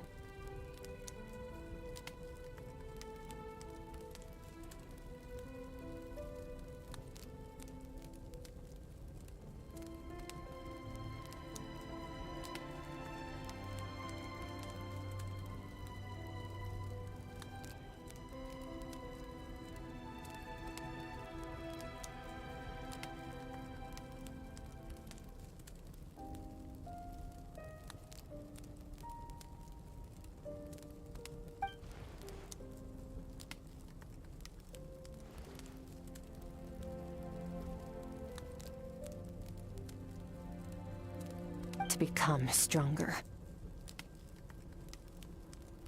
For certain reasons, I need to bridge the power gap between me and my master as quickly as possible.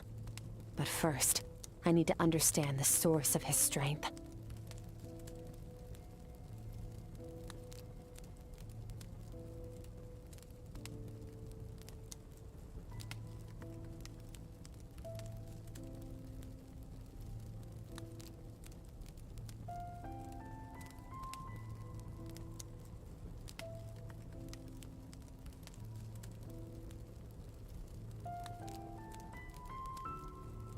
To do that, I need to follow in his footsteps, walk the path he once walked, and somewhere along the way, I'll find out how to defeat him. That is my sole focus and purpose.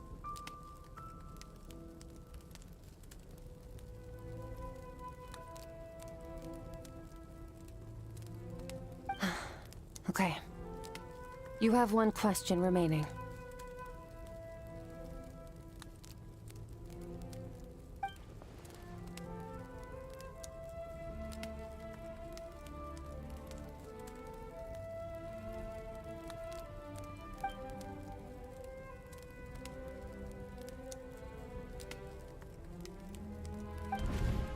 You make it sound so easy. Ever since the incident I experienced there, I've never stopped searching for Master Skirk and that unknown abyss.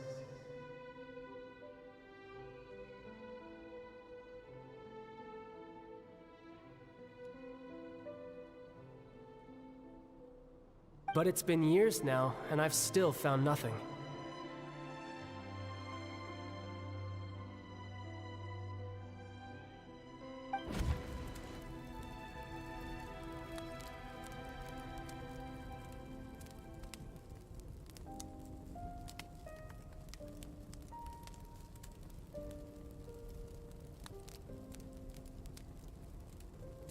Well, your last question?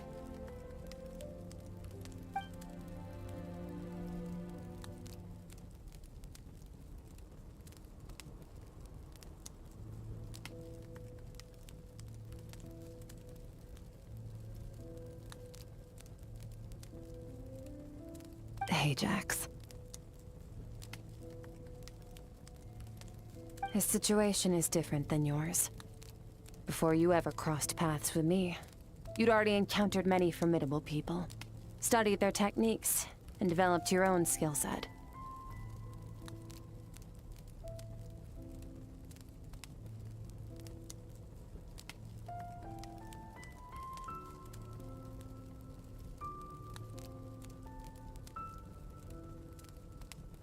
So, during your training, all I had to do was build upon that foundation. But Ajax was so young when he came to me. A complete blank canvas.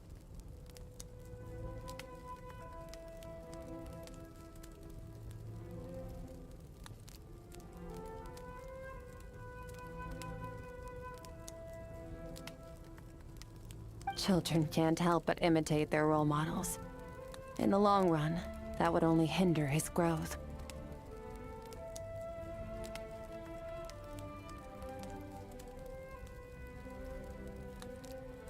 Once Ajax has enough strength in his own right, I will allow us to meet again. Until then, let that motivate him to reach his full potential.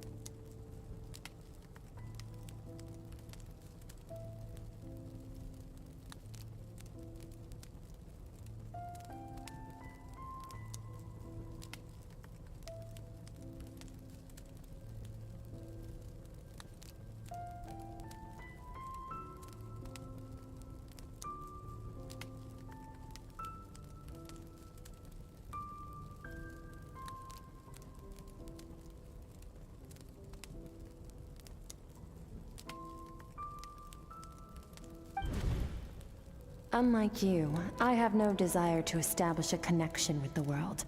The weak and the lowly have no right to remember me. They're lucky they only have a few missing memories to show for it.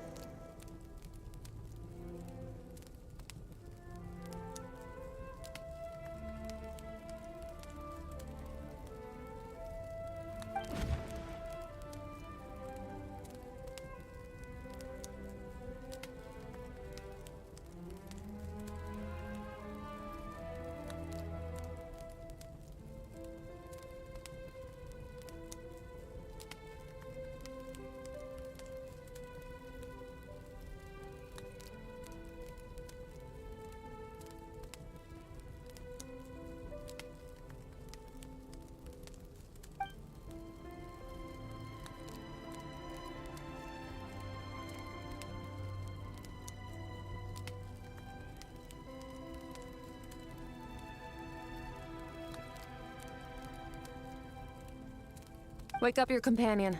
It's time to go. Oh, and everything I just told you. Best keep it a secret from her as well.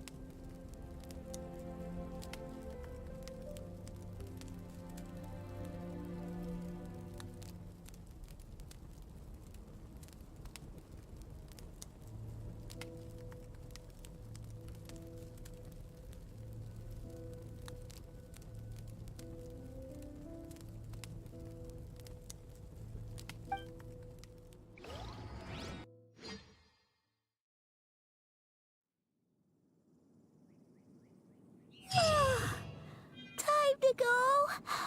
Oh, finally. Where are we headed? Just follow me. I'll open an abyssal rift close to the culprit's location. It will take us to where he's hiding.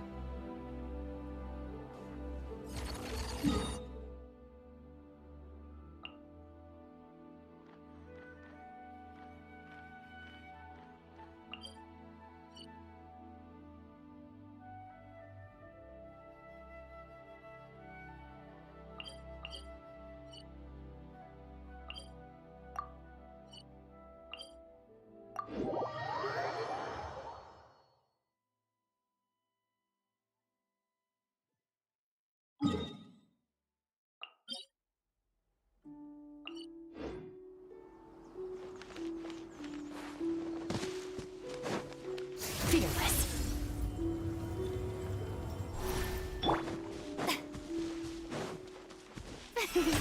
The show begins! Fearless.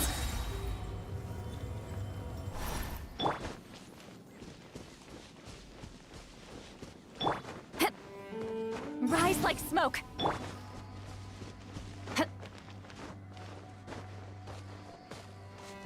Fearless.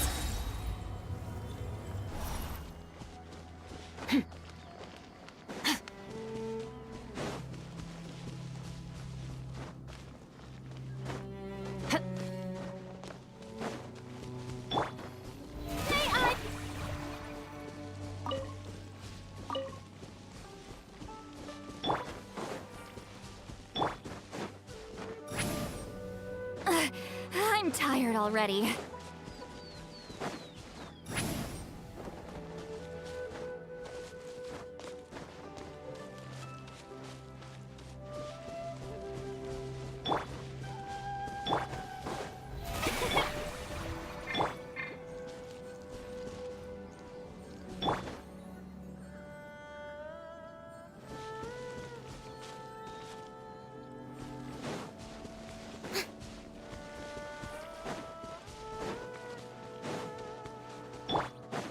Fearless.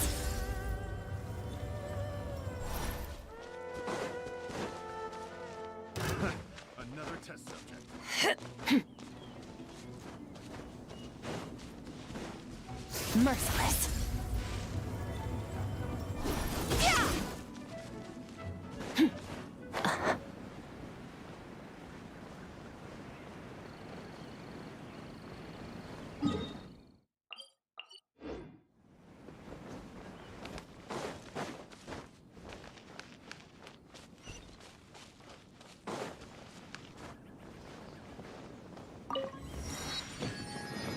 Merciless.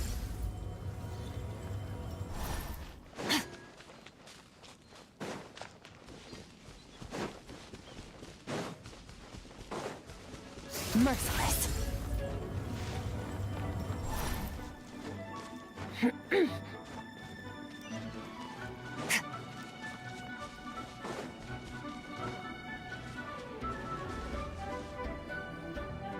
Wait, this is near the chasm, right? Yes. If we enter from here, we'll be able to reach that place from your dream.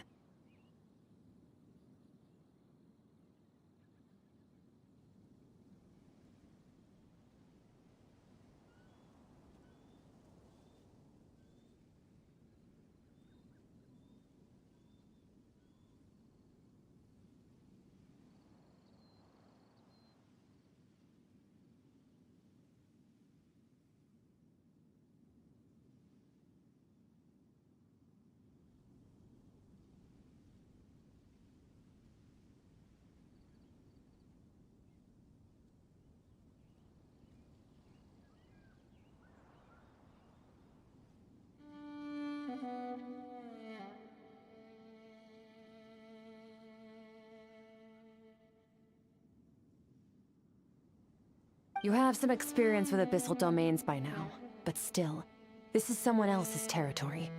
Best to proceed with caution. Don't worry, Paimon's an expert at hiding behind other people for safety. Oh, but, that means you need to stay safe, traveler. All right. Remember your training.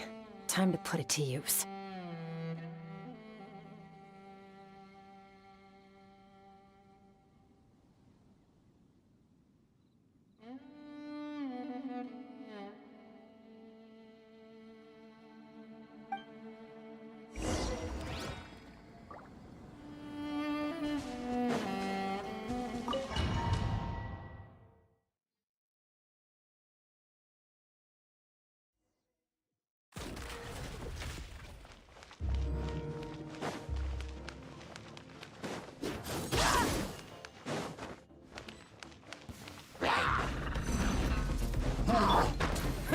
Wipe out! Yeah, go! Yeah! Yeah! Paradigm shift! Annihilate!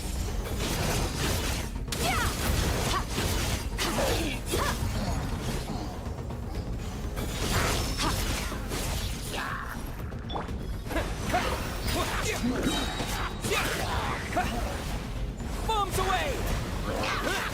Water jet! Mine to wield. Whoa!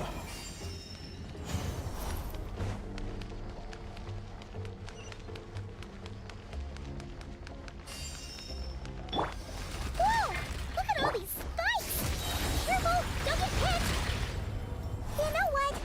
Paimon's just gonna float behind you. Come on, you got this!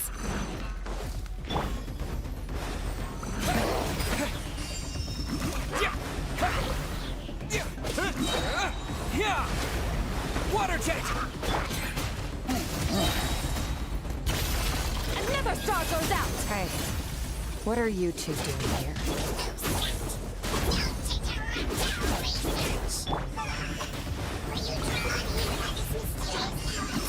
Dusty. Like an abandoned house. Let's press on.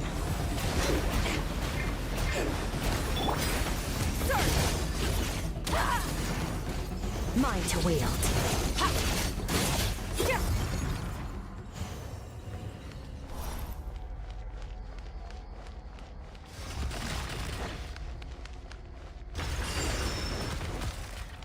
Merciless.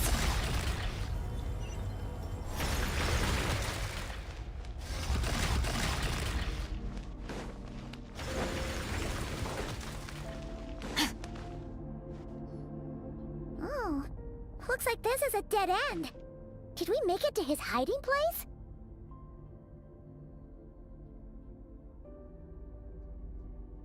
Ugh,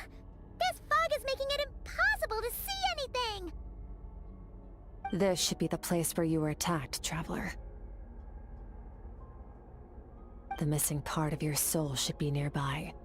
Can you sense where it is?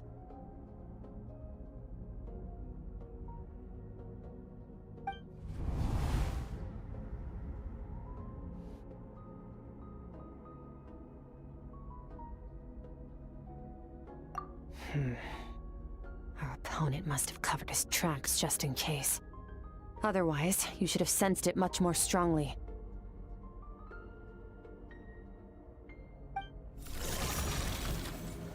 Hold on! Look! The spikes are back! Stay calm. Let's hold back a little. Give our enemy some wiggle room so we can see what we're dealing with. If you're too reckless, we might be playing right into his hands. Our enemy took part of your soul for a reason. It's likely he integrated it into his attack somehow. If we're smart about this, we can track it down.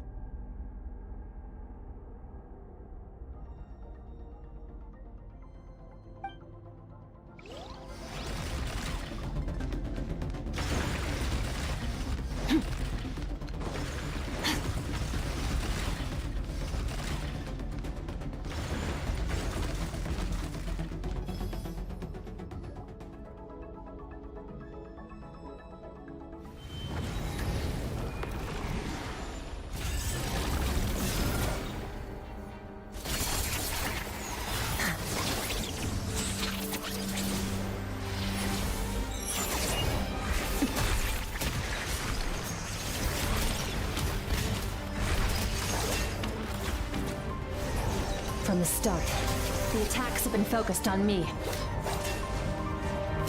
Trying to break through my defenses? I see.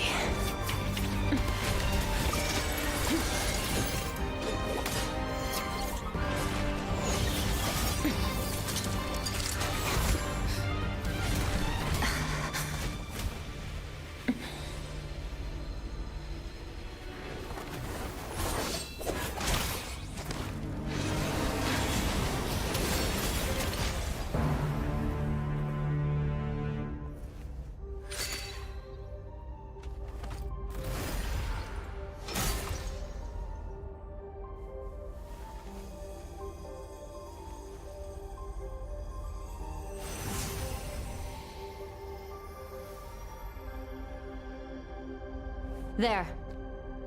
I got it back. Traveler! Skirk!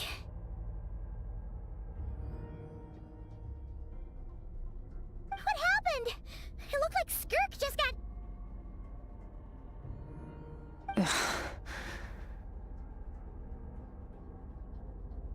In the Guili Plains, you asked me why this enemy chose you as his target.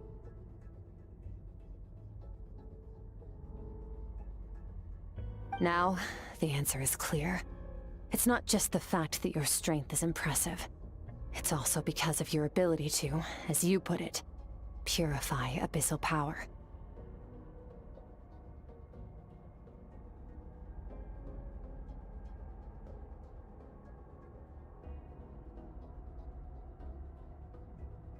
Whatever that actually means.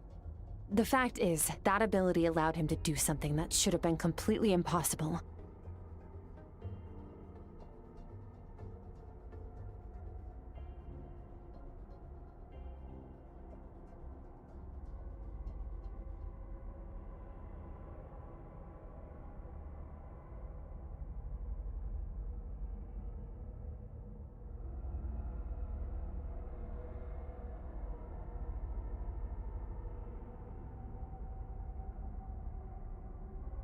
Namely, break through my defenses and steal my power.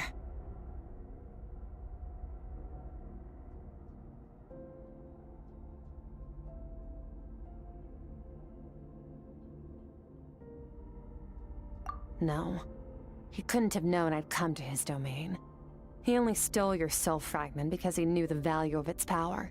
I doubt he expected it to come in handy so soon.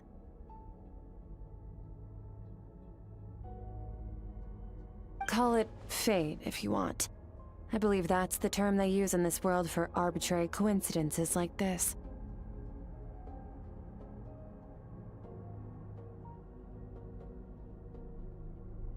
In any case, it works to our advantage.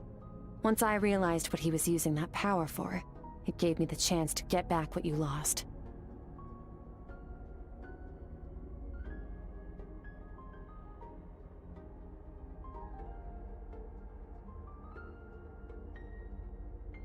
I'll cope.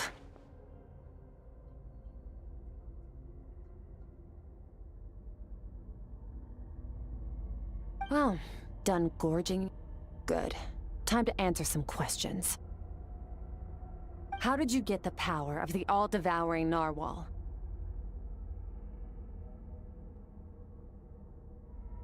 The all-devouring narwhal?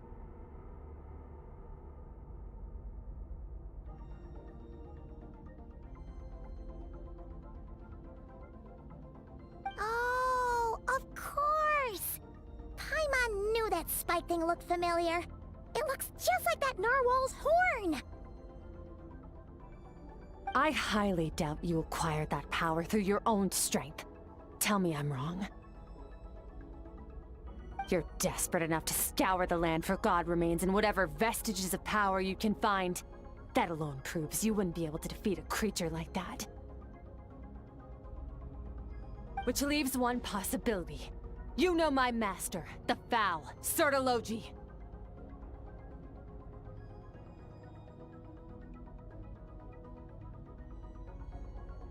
The Foul.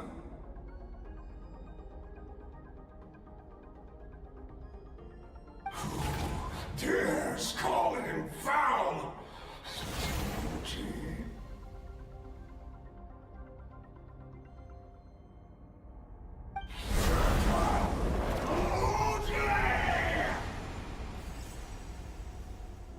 What's wrong?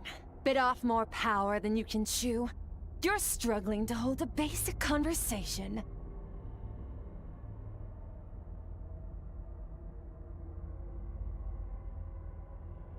Just a little longer. I'm still...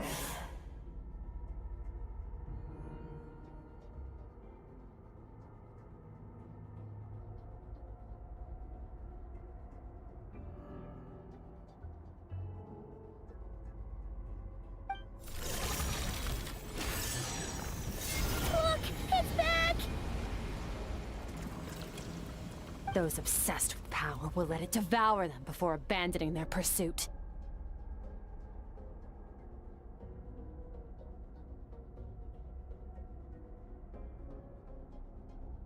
Keep calm and use reason to decide the best course of action.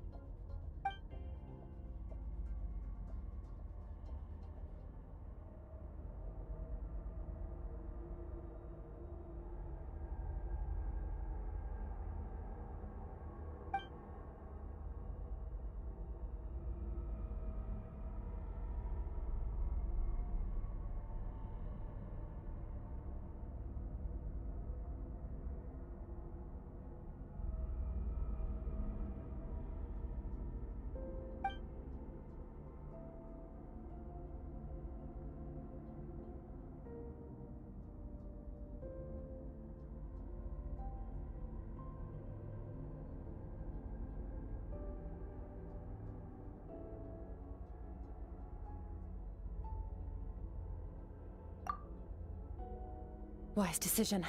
Final victory doesn't always come after a single battle. You've got your soul fragment back, so we both got what we came for. Let the enemy draw breath while he can. It won't be for long.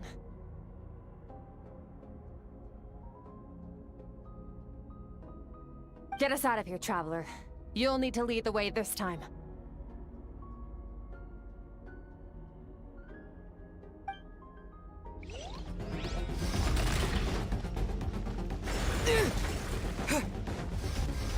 Skirt, is your shoulder gonna be okay? The wound is minor. It'll heal in no time. You should focus on getting out of here alive instead. Uh-oh! Falling spikes! Run!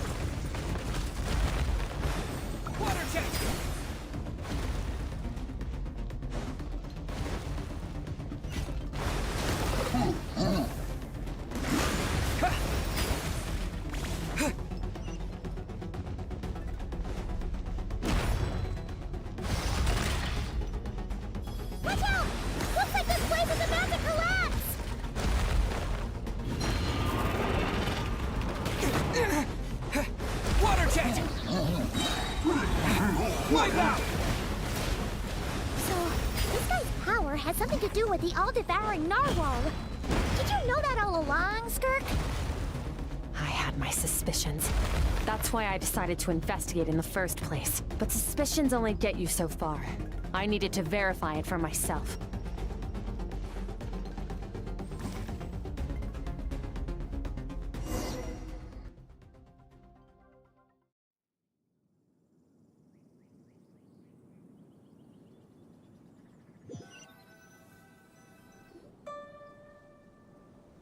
Phew. Oh, we should be safe here, right?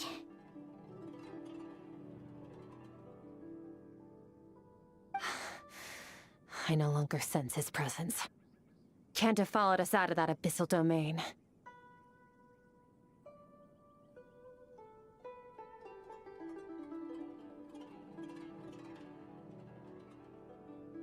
Weaklings like him will find that my power is not so easily controlled. He won't be leaving that place until he's managed to digest it.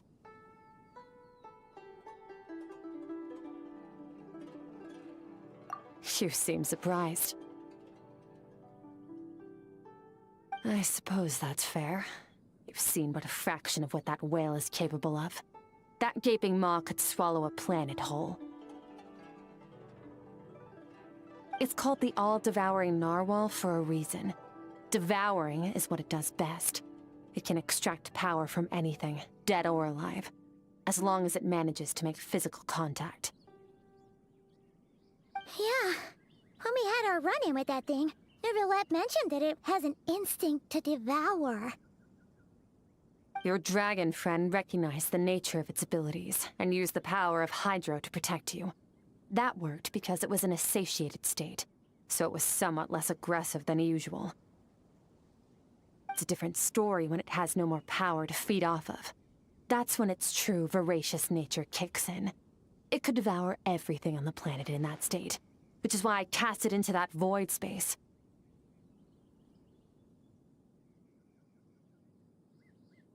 But I hadn't counted on there being anyone left on this planet capable of wielding its power. To me, that says he must have encountered the whale a long time ago. Meaning, he must have known my master.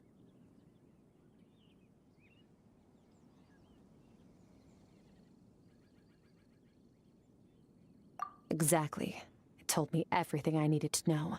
Hence why I said we both got what we came for.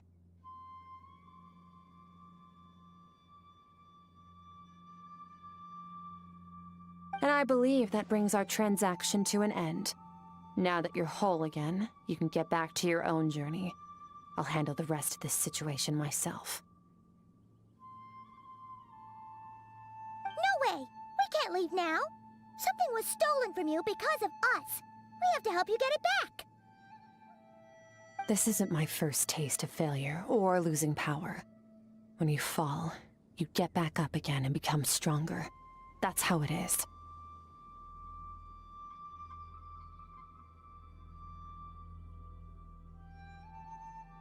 But what if that monster finds you before you're all better? Plus, how are you gonna get home? It's not like you can just go swoosh and open a door to the abyss again. Not without your full strength.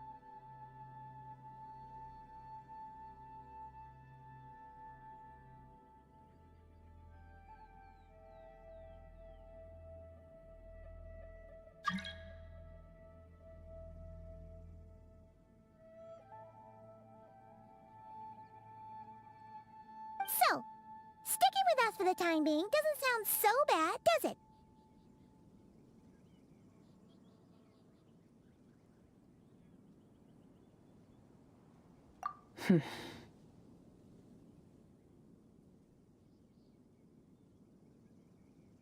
Fair enough.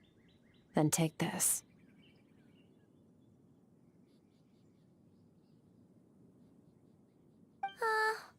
What is it? A bag of Mora. Nothing in this world is free. I know that much.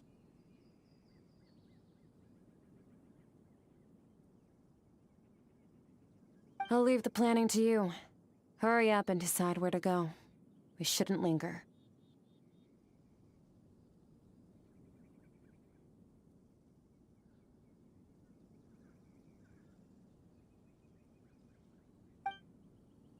should take Skirk somewhere she can rest. But where? Paimon gets the feeling Skirk wouldn't like being around a lot of people. Oh wait! Baizhu said we could rest in the back room of the pharmacy, didn't he? Let's head there!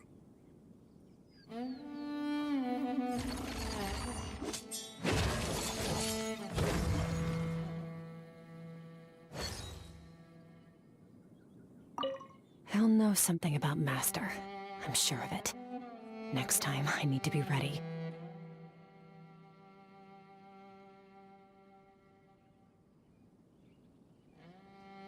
Fine.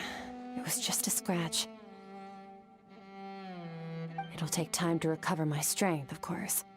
But adapting to situations like this is nothing new for me.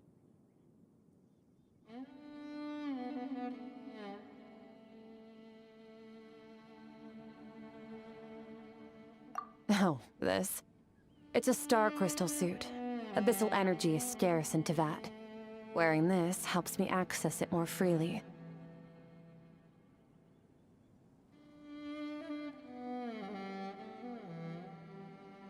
It stores concentrated abyssal energy that I can draw from on the go. When the energy runs out, it reverts back to its original form.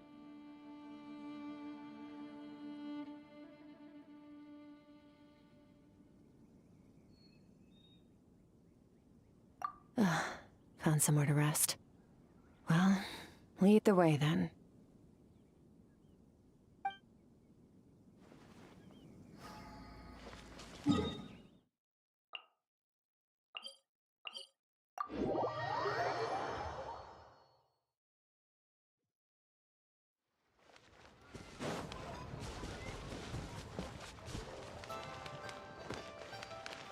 Fearless.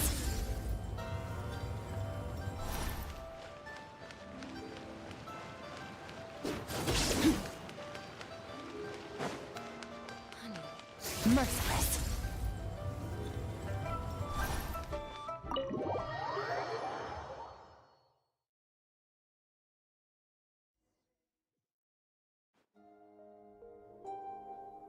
Huh. This bag from Skirk has a ton of Mora in it.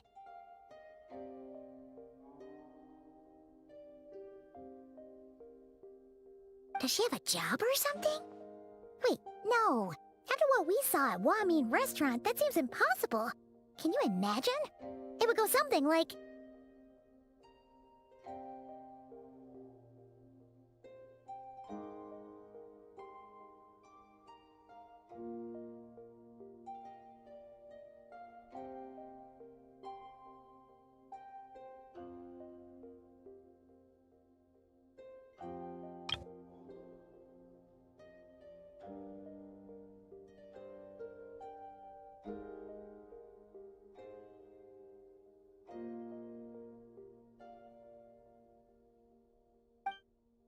I'll be collecting my paycheck now, boss.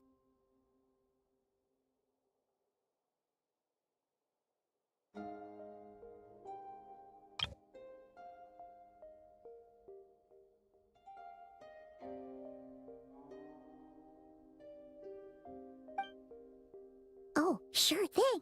Wait, who are you? Have we met?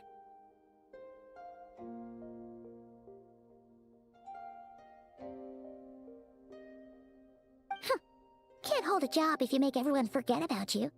So, what did you do to get all this Mora?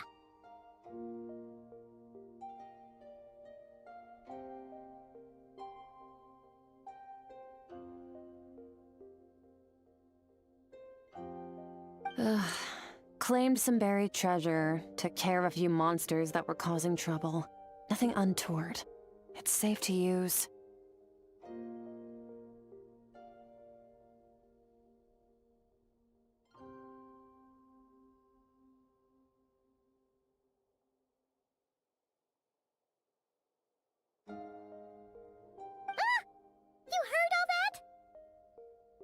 A sonorous voice like yours is hard to miss. I wouldn't be surprised if the sound of it traveled to the nearest mountaintop. Then, did you by chance happen to hear Paimon's little, joke earlier? You mean when you called me Frosty the Lavender Melon?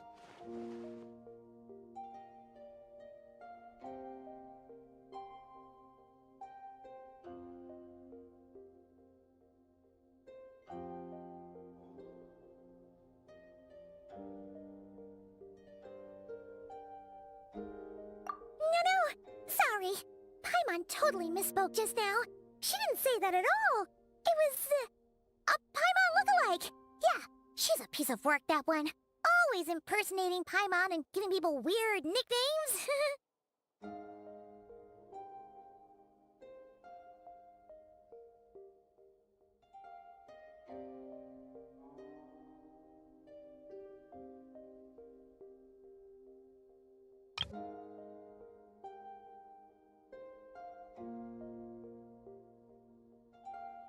Okay, fine.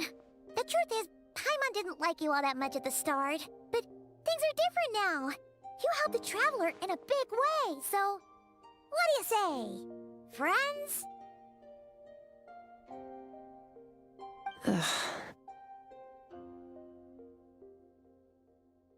I noticed there was only one bed. Go ahead and get some rest.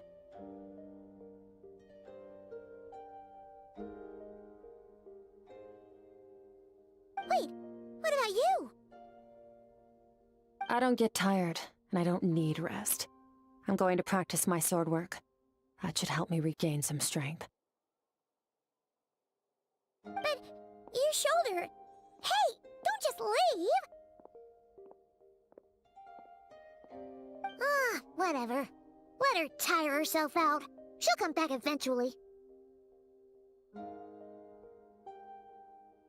Let's get some sleep, Traveler. That comfy bed is calling, Paimon.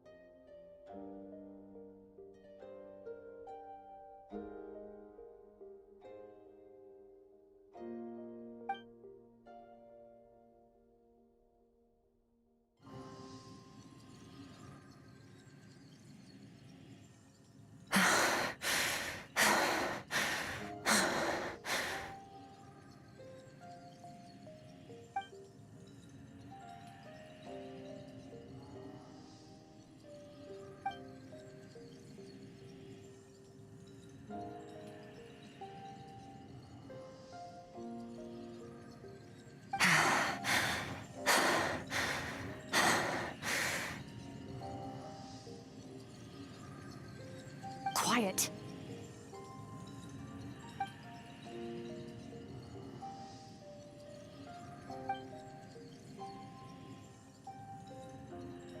Do you even remember how many of us perished in that fire? How many bodies were left to rot on the scorched earth? Yet you alone live on. Keep your gaze fixed on your blade. You don't deserve to rest. Run, Skirk. Run! Only death awaits us here. Keep running, and don't ever look back.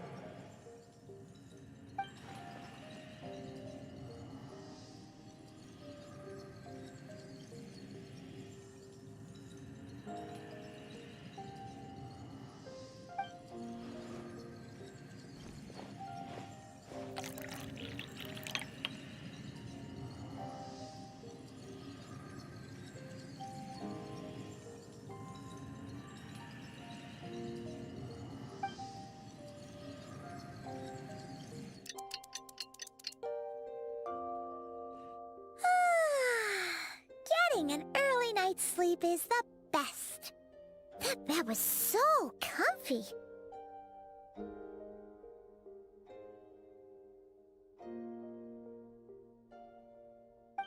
Wait, Skirk? Have you been sitting out here the whole night? The bed's all yours if you want it.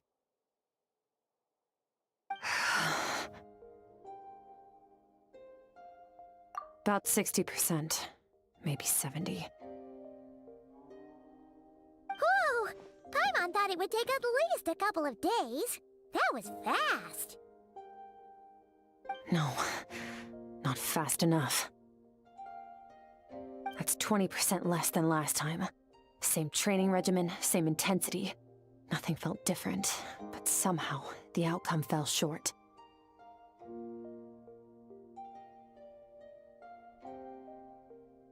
No, I think the problem's with me. I need to meditate for the next 2 days. Deep introspection should help me find the issue.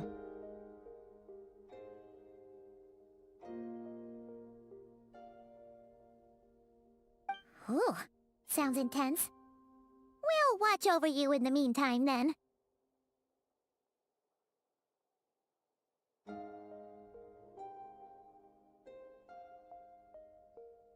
Thanks. See you in 2 days.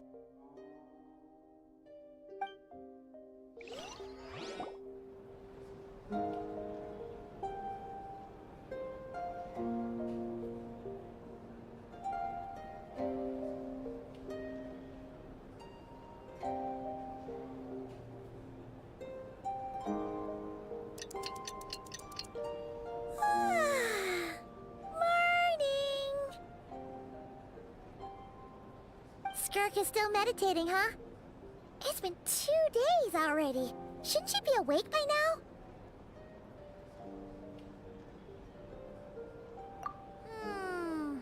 Paimon can't think of anything we can do to help. Oh, wait! Breakfast! That's it! Paimon will go get breakfast! Skirk is gonna be starving when she wakes up. Be right back.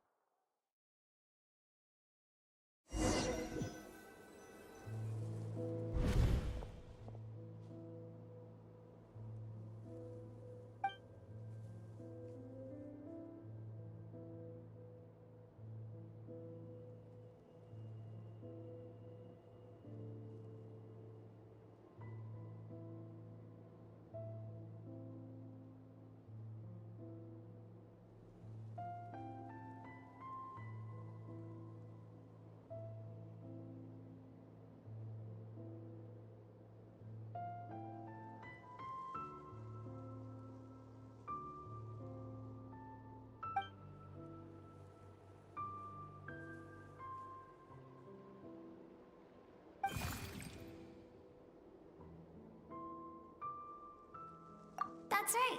This is Skirk's inner world. Think of it as the threshold between the soul and dreams. This isn't your first time here, but what you remember is probably a space covered in darkness. I only managed to illuminate a small portion for you back then.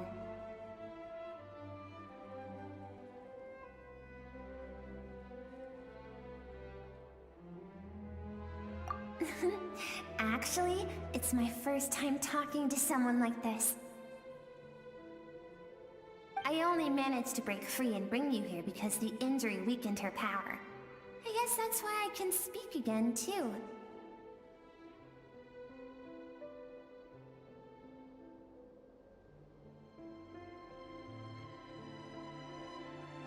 Call it fate, if you want.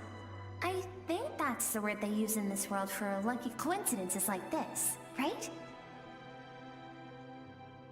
Now, before I take you to her, I gotta ask. You're the first outside visitor to ever come here, so what's your impression of this place? Oh, you noticed. this river represents Skirk's strength. Strength accumulates over time. It is the summation of a person's lived experience. So this river is where all the fragments of Skirk's life should converge into a single stream of memories and emotions, flowing forward as one. But as you can see, this river has been severed numerous times. It's because Skirk doesn't like who she was in the past.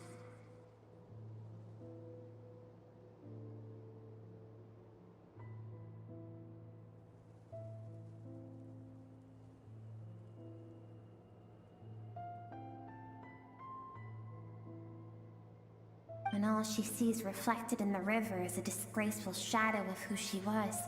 She cuts through water and rock with the sword of reason, severs her connection with the past, and begins anew.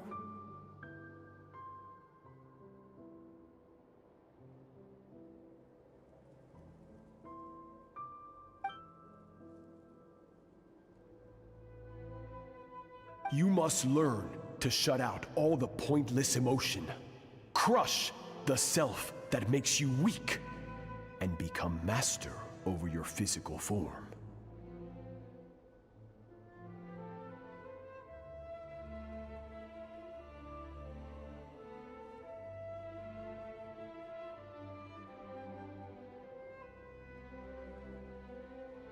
This isn't my first taste of failure or losing power. When you fall, you get back up again and become stronger. That's how it is.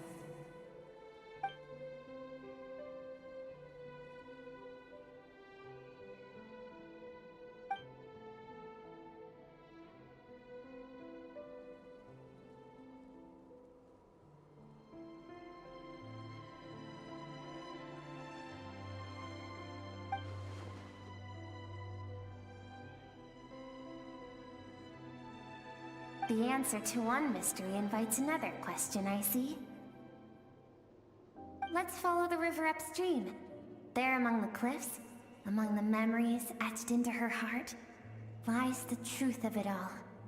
Soon, you'll understand everything.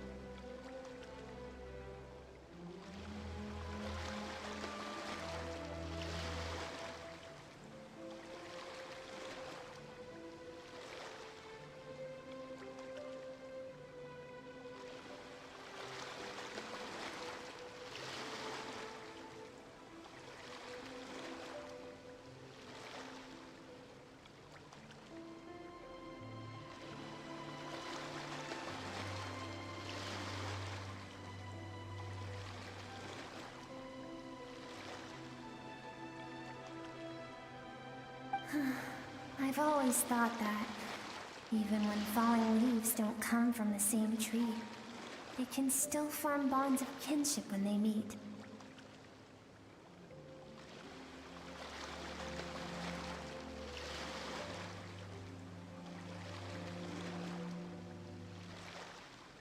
Like meteors, you both made a journey through the stars. Both travelers who have landed on a planet that is not your home. Yet, when she first noticed your presence, Although she hesitated for a moment, she still chose to walk away, indifferent as ever.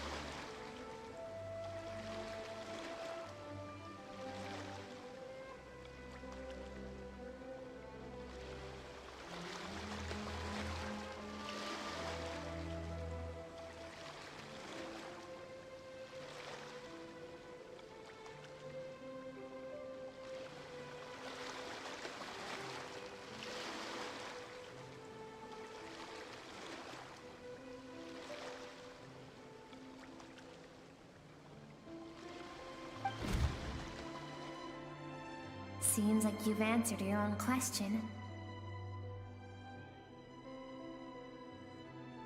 Skirk sees herself as a trespasser in this world. She's made a conscious choice to avoid altering its path. But the reason for that decision stems from events much earlier on in her life.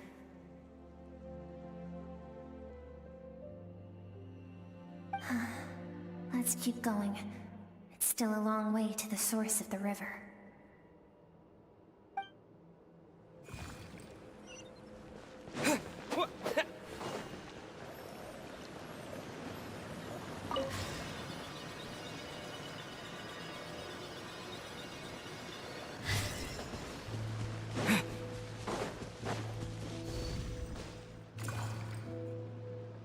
You now have what it takes to wield immense power.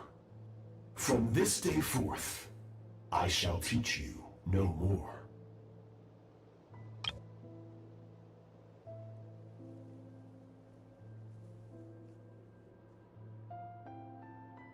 No one can become a worthy warrior through imitation alone. I have given you fangs and claws. Now, you must learn to hunt.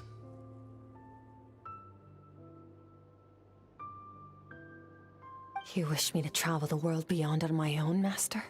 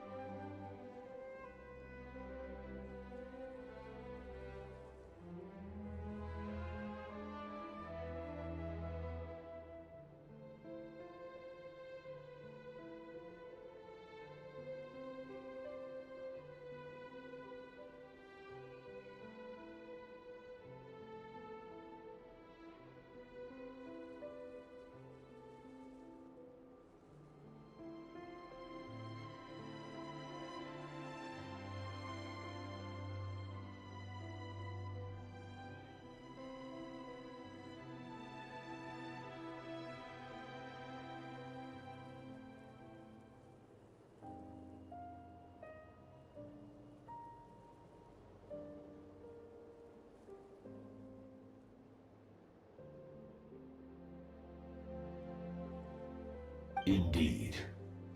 Make new friends. Embark on your own journey and piece together a new future from the shattered remnants of your past.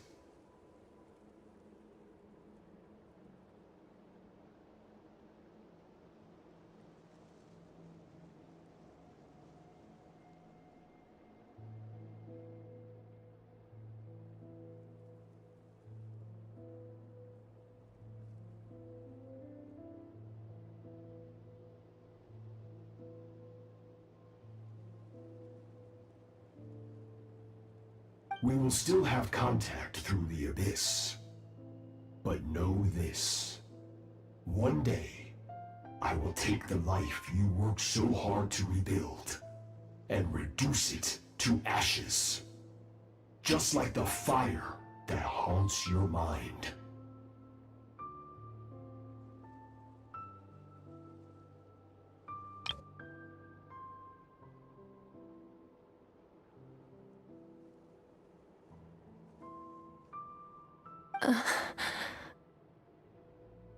Why do you do that? I have told you before, fear is the catalyst for human evolution. You have tasted loss. You have known fear, so deep it can be felt in the bones. But as living beings, we all have an instinct to detach from that which harms us. And thus, pain dampens over time, and the acrid taste of fear becomes but a distant memory.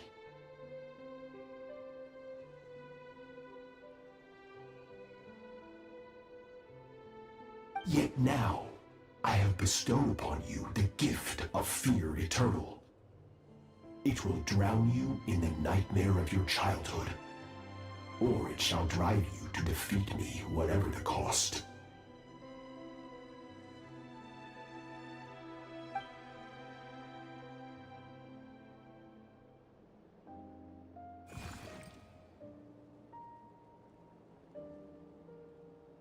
That is what Skirk's master, the foul Sertologi, looked like at one point in time.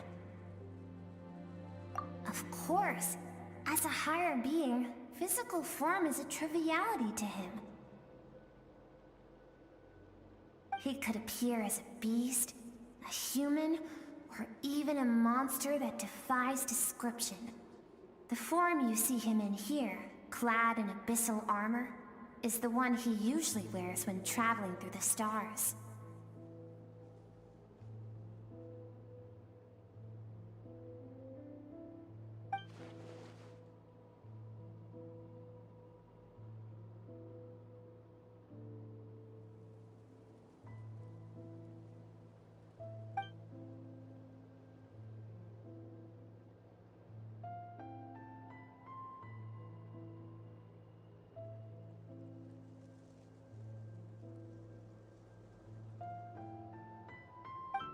For certain reasons, I need to bridge the power gap between me and my master as quickly as possible.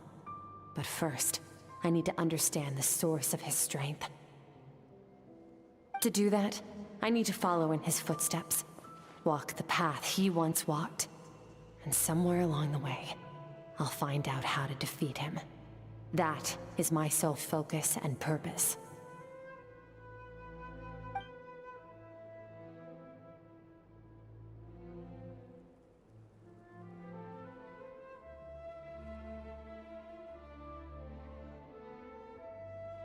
I'll let you in on a little secret. The real Sertologi is terrifying. The scope of his power is impossible to understand until you experience it firsthand. It is absolute, the power to crush all things. Shall we keep going? Let's see. We're about halfway there.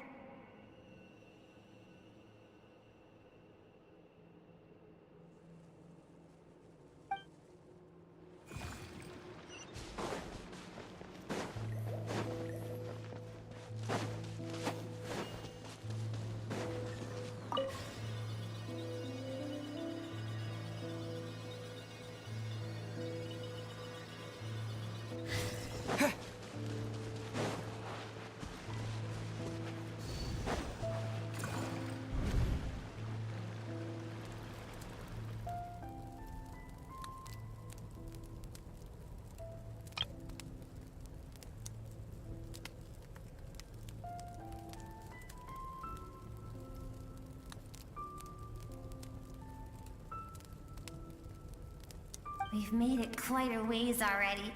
This is Skirk, when she first began training under Sertology. I have set your broken wrist. Tomorrow, you're to train twice as hard.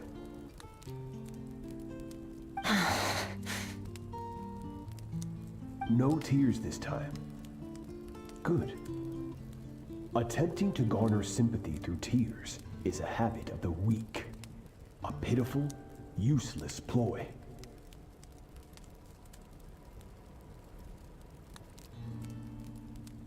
Can I ask a question, Master? Why did you save me?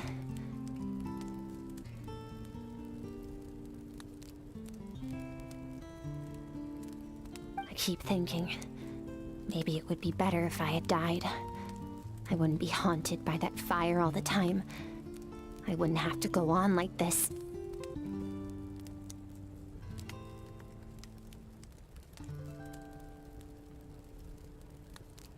I saved you because I have a plan for you.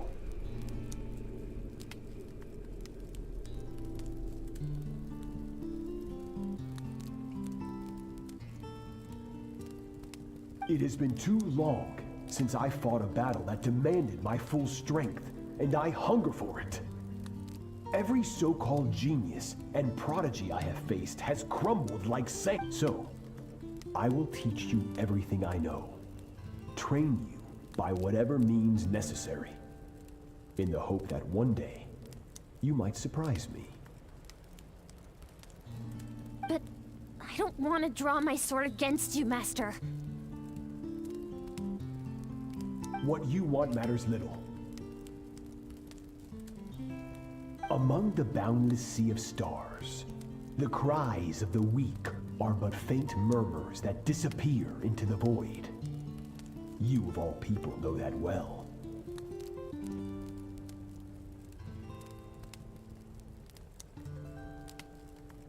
Yes, Master.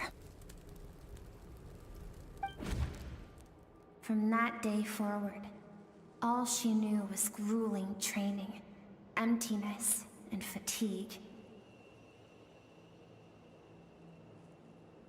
After some time, her talent bloomed, and she gained control over her emotions, like her master. How should I put it? It was not that human emotion disappeared from her heart, but that reason came to dictate all she was allowed to feel. I suppose it was at this point that she became the Skirk you know today.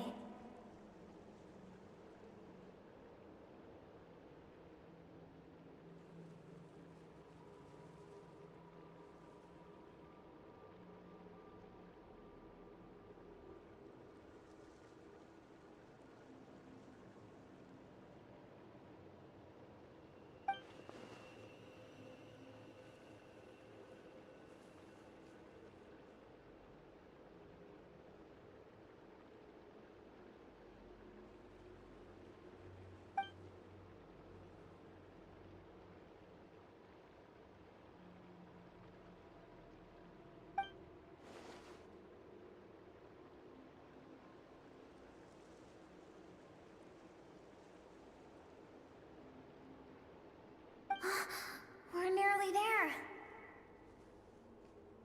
I almost don't want to reach the end. Well, shall we? This is the final stretch.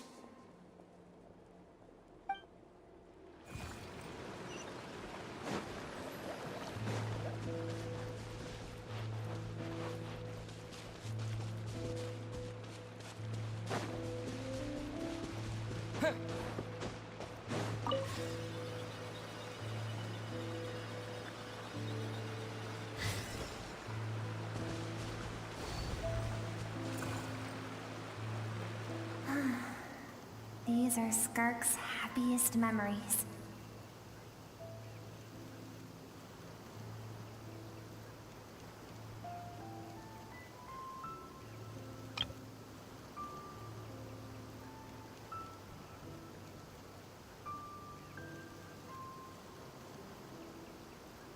What a simple and carefree time it was. Wisps of clouds dotted the sky. The sun bathed everything in golden light. And when song filled the air, not even the shyest of flowers could resist swaying along.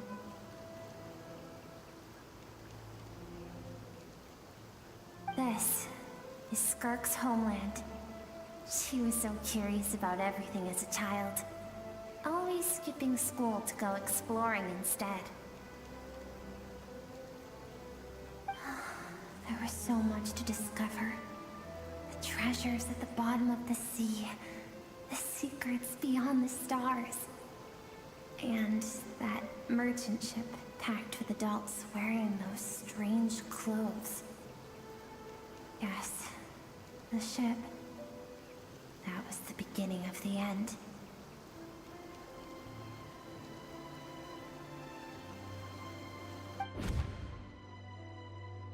It was a spaceship.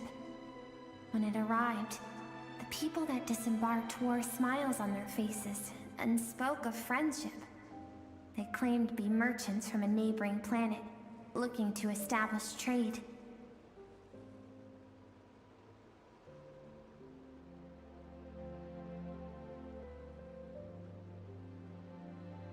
Skirk's parents, her relatives, her neighbors, everyone welcomed the newcomers with open arms and allowed them to explore the planet. To them, the visitors were guests and should be treated with hospitality. No one had any idea of what was to come. Several months later, an army of unknown origin arrived without warning and carried out a ruthless campaign to destroy everything and everyone on the planet. Skirk had skipped school that day, like so many times before, so she was not caught in the immediate wave of destruction. But when she came home that day, only fire and ruin awaited her.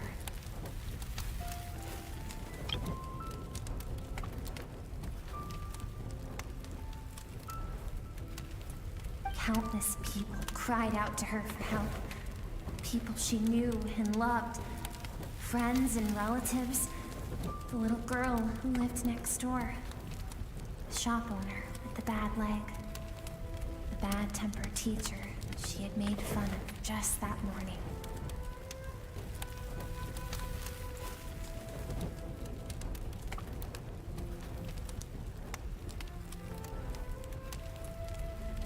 Their lives were discarded like worthless trash as the fire consumed one life after another. Skirk was helpless. All she could do was run. And so she did. She kept running until an unexpected figure crossed her path. If Sertology hadn't been there in that moment, the fire would have claimed her life too. And there she would have remained, left to rot in the scorched earth, with no answer as to why any of this was happening.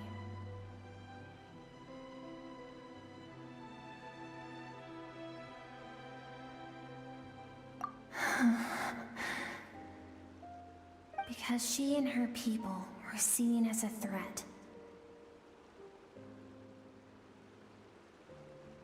As the initial merchant ship explored the planet, they discovered that it hadn't always had the condition to support life. Yet there was evidence of human activity, even during the periods of extreme heat or cold in the past. Further research revealed that, over time, the people of this planet had evolved the ability to adapt to any type of environment or energy source.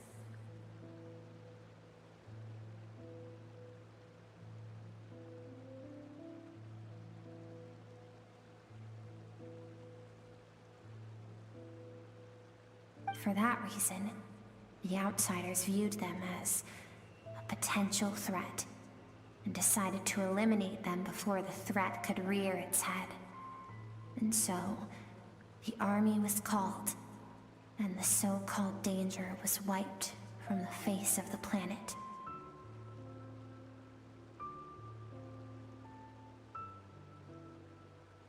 Senseless, isn't it? Deemed a threat because of a gift they didn't even know they had. Perhaps it was their own innocence and kindness that doomed them. But in the end, that was lost to the blaze as well.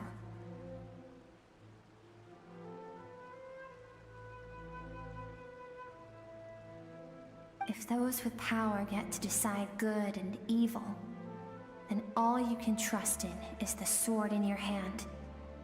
And so, before death could claim her, she ran. She ran and never stopped.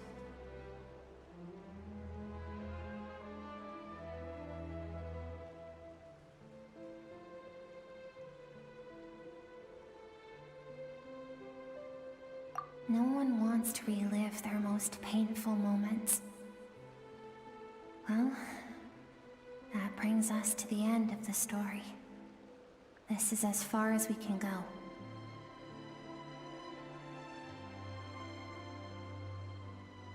Skirk is waiting over there. For both of us. Let's go to her. It's time to fulfill my purpose. And my greatest wish over all these years.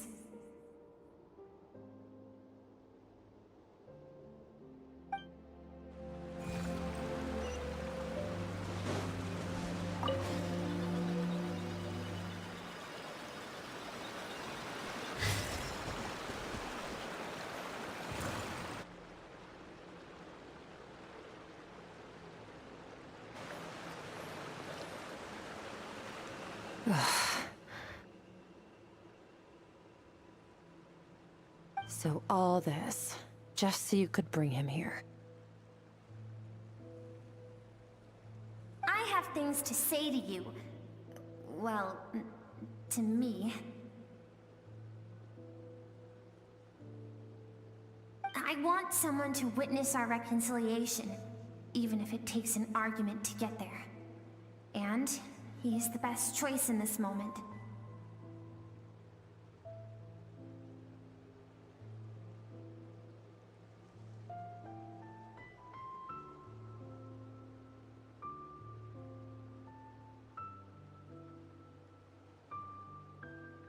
Her suppressed emotional self.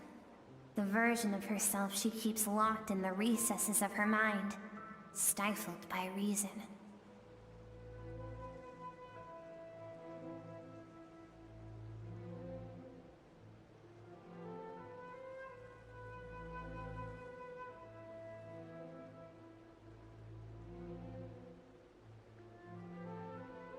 All those rejected impulses, those discarded aspects of your past selves, they are a part of me now.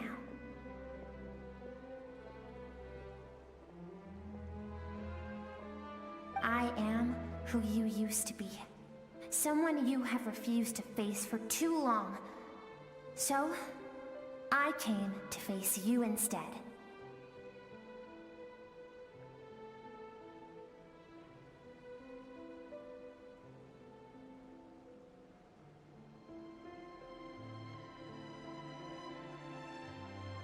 You're wrong. I've faced you all along. And that's exactly why I keep you locked here. Your existence makes me weak. Moments of joy and longing are when we are most vulnerable.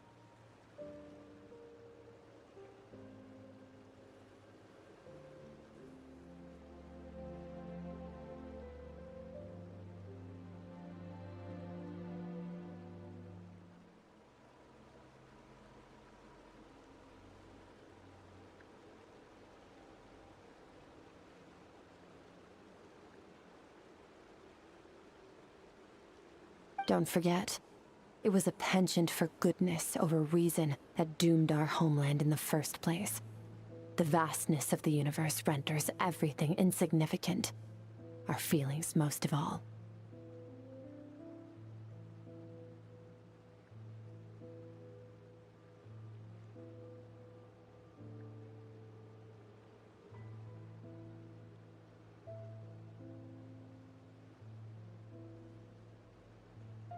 Even so, learning from the mistakes of the past doesn't have to mean erasing everything.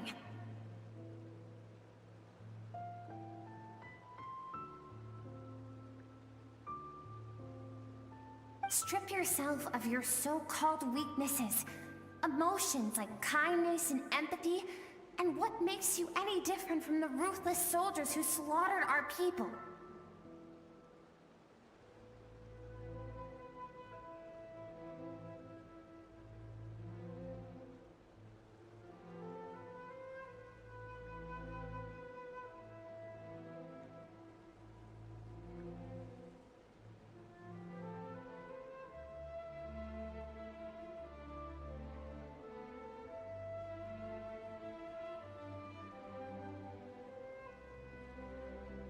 The difference is that I'm doing what is right, what is necessary.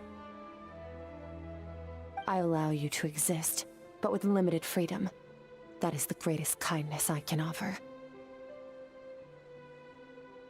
I've shouldered everything you couldn't carry. I rose above the numbness and emptiness, and it was cold, unfeeling reason that brought me this far. It made me who I am. It made me strong.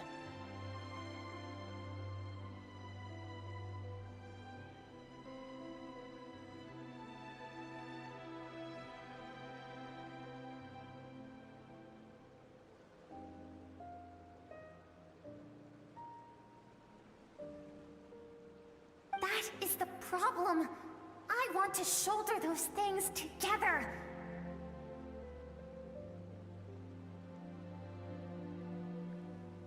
On the grand scale of the entire universe, maybe our feelings are vanishingly small, but why should that mean they don't matter? Emotion gives warmth to the cold expanse of space. It gives meaning to the world around us.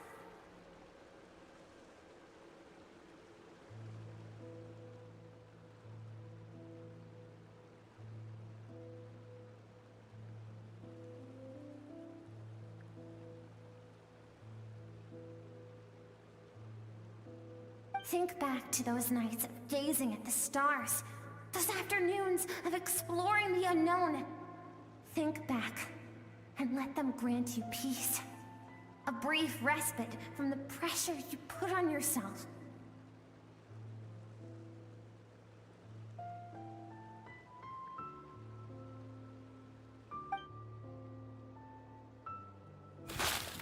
That isn't what we need.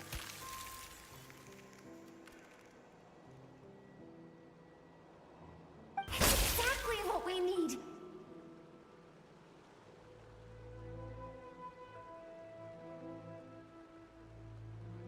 Aren't you curious about why recovering your strength has taken longer than normal this time?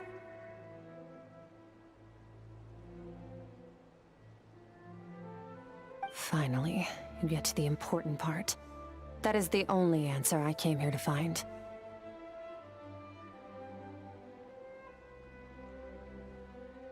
And look around. Look at your inner world.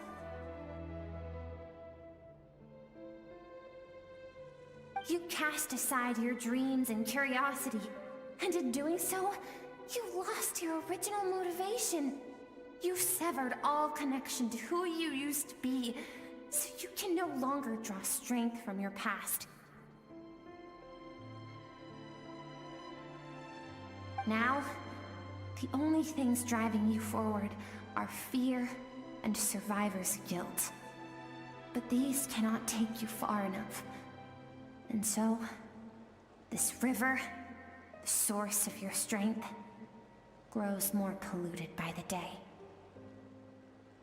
And do you think that means I should seek help from a weak little thing like you?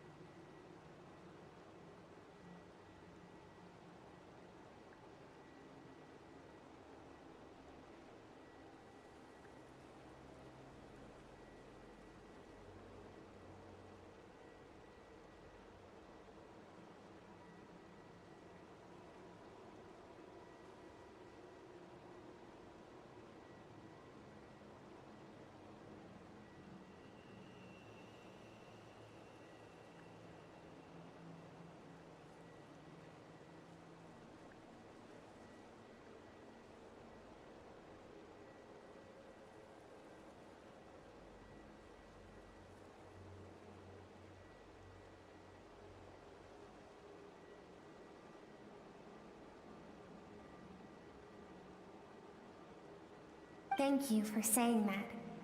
I knew bringing you here would be the right choice.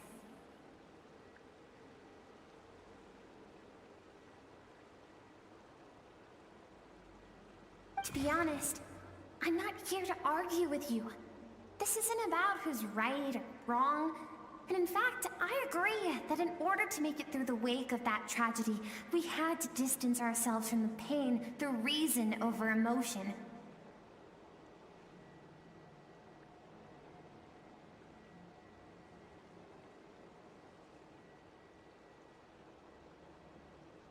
But what is right at one point in time isn't always right forever. I know you will never forget that fire. I know the fact that you were the sole survivor fills you with guilt.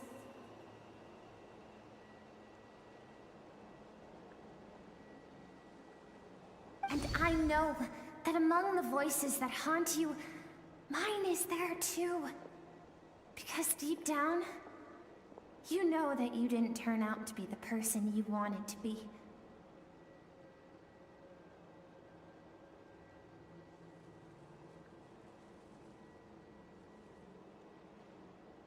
All those unfulfilled hopes are like knives to the heart. And I don't want you to hurt anymore. So even if you can't accept me, I hope, at least, that you can let go. I keep thinking, maybe it would be better if I had died. I wouldn't be haunted by that fire all the time. I wouldn't have to go on like this.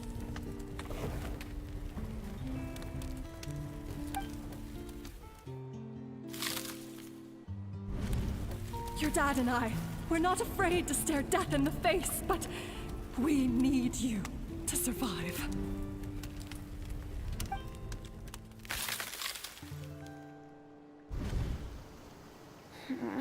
I'm sick of being a kid. There's so many amazing things out there, and I'm ready to see them all.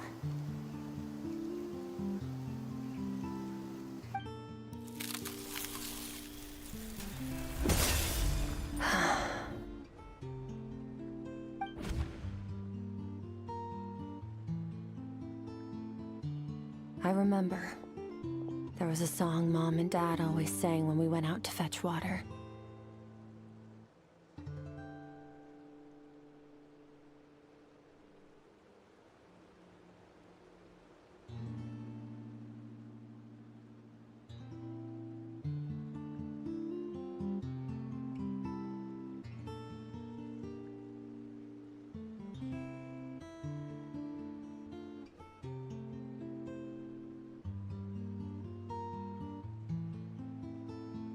Dancing water, the sand along your path is begging for your song and movement. Will you carry this burden with you on your journey? I am not the dancing water, and you are not the burdensome sand. But if this is your wish, then I will carry you with me until the end.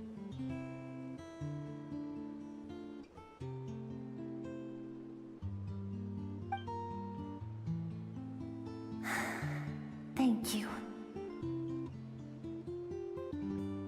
I should be thanking you.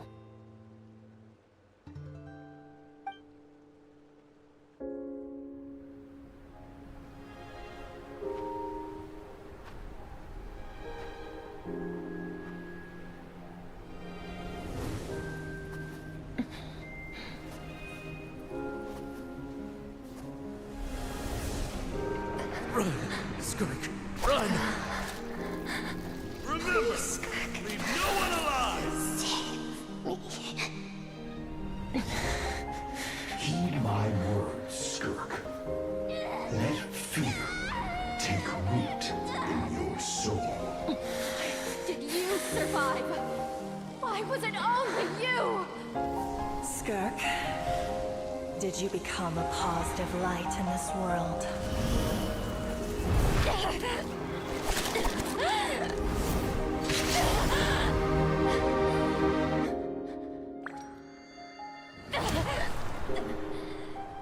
Hey, This doesn't have to be the end.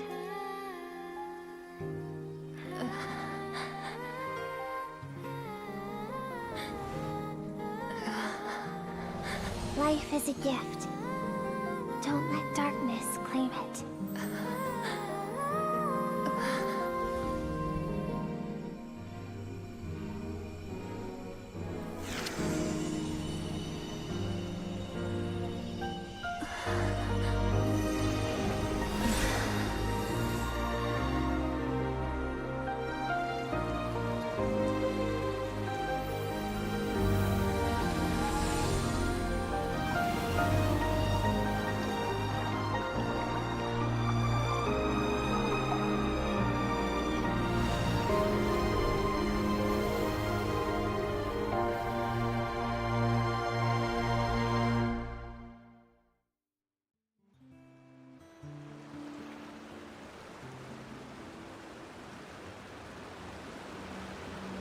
So, you saw my memories then.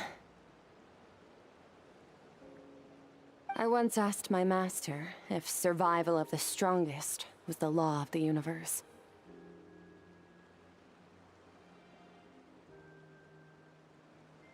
He said no, but in a world without order, those with no moral boundaries tend to be the ones who survive.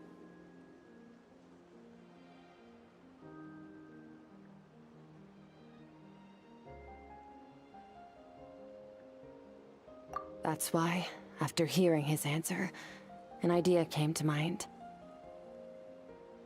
An idea that, one day, I would create a new world order. One in which there would never be another tragedy like that fire. One in which power was not the law of the land.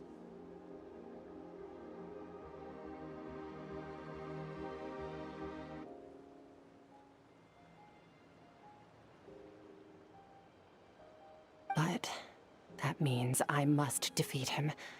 Because my master, Sertologi, is, at the core, a defier of all rules and order. Yes, and not just because of the gap in our abilities, but also because I have no reason to see him as an enemy. Although his decision to train me was not made out of kindness, he did everything a master should.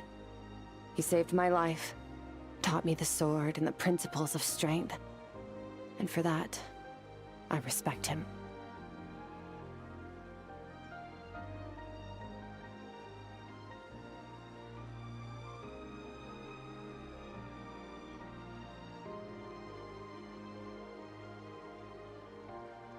I know.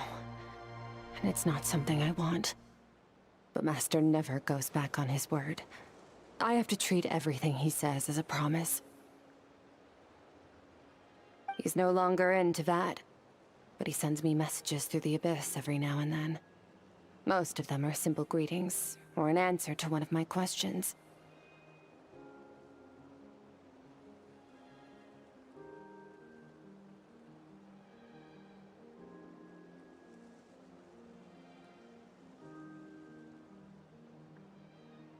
Every time I hear from him, my heart skips a beat.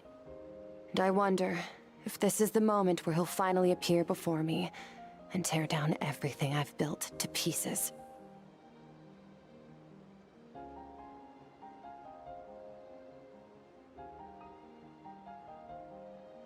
Maybe that means I do live in eternal fear, just like he said. Yes, I respect him, but I'm also afraid of him. And for that reason, the pursuit of strength consumes every moment of my life. I don't know what Master has planned, but I have to be ready.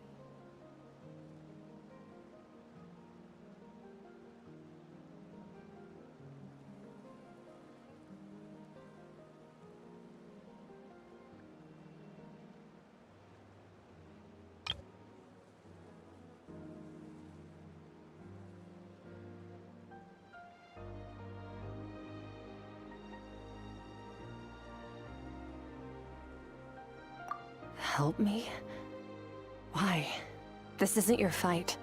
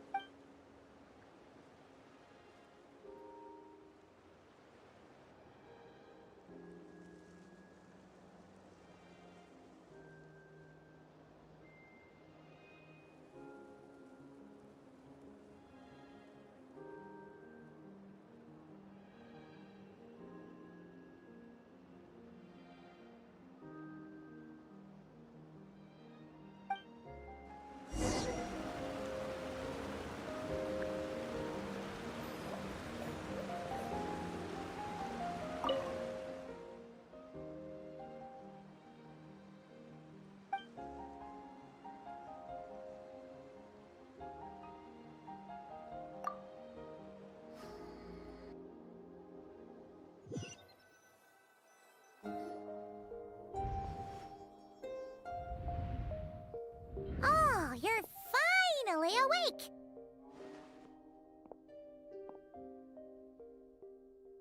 Honestly, Paimon was gone for like 2 seconds and then she comes back and finds you both unconscious? Oh, you scared Paimon half to death! You're both okay, right? What does it look like?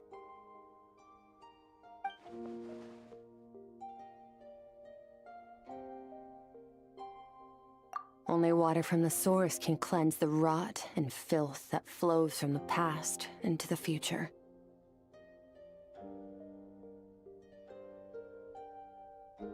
I taught you to incorporate the experiences from your journey into how you fight.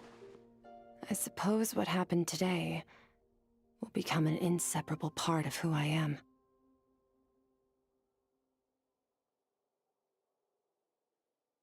Okay, so Paimon feels like she's missing some important context. But whatever. Paimon brought back tons of delicious snacks! Let's dig in!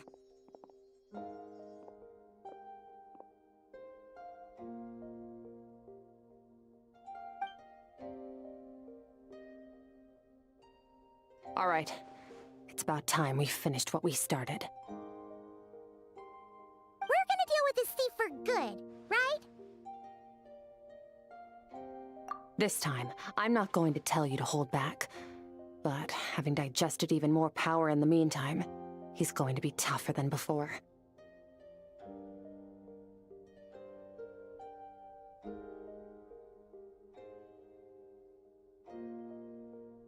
The good news is, we have no reason to pull our punches this time. So, let's go. Same place as last time.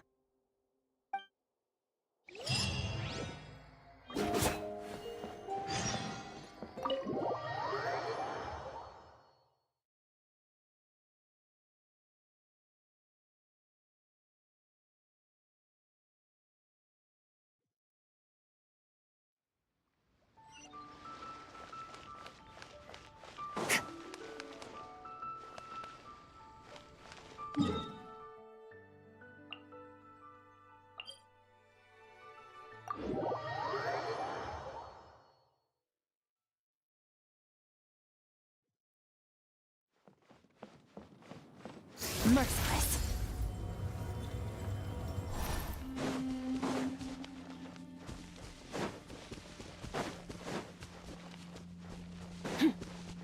Show no mercy!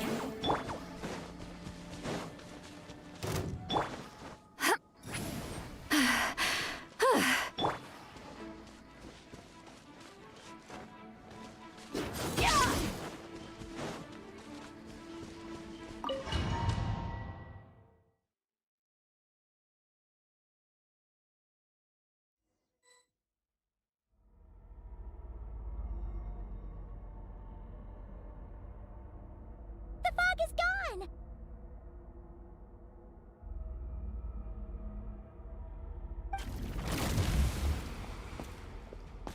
Wait, isn't that the form the all-devouring narwhal changed into? How come he knows that, too?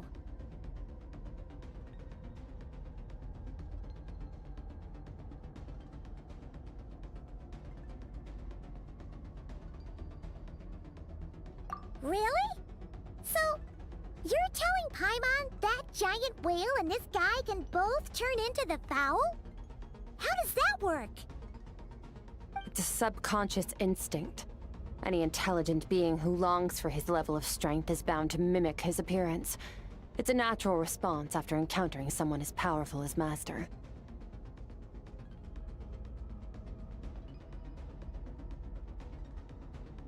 To them, he represents ultimate power. We know the person before us has encountered Master, and we know he stole a portion of my power. So it's not surprising that he would assume this form.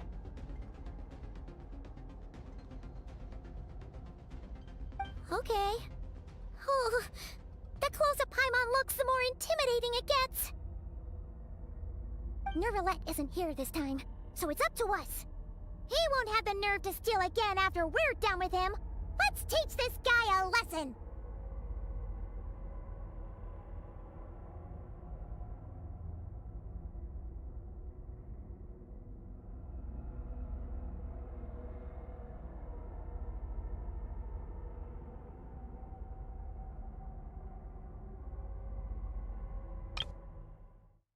Nervalette isn't here this time, so it's up to us.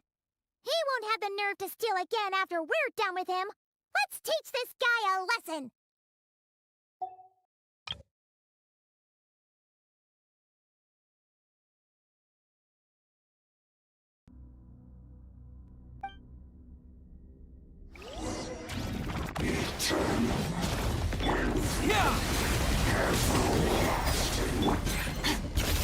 Into the void! Ha! Yeah! Yeah! Ha! Ha! Haven't forgotten your training, I hope.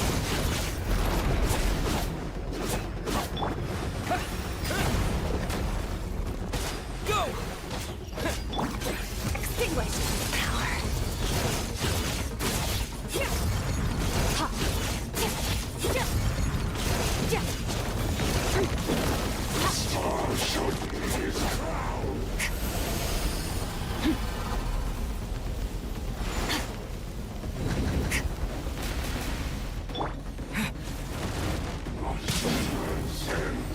Water jet! Water jet! Wipe out! Water jet!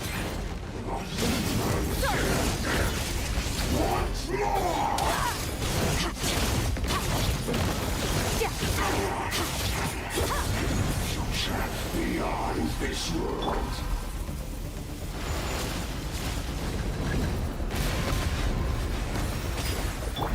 Extinguish! Mine to wield.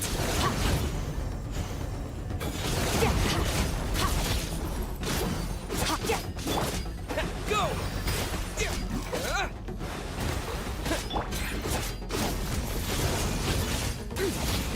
Mine to wield.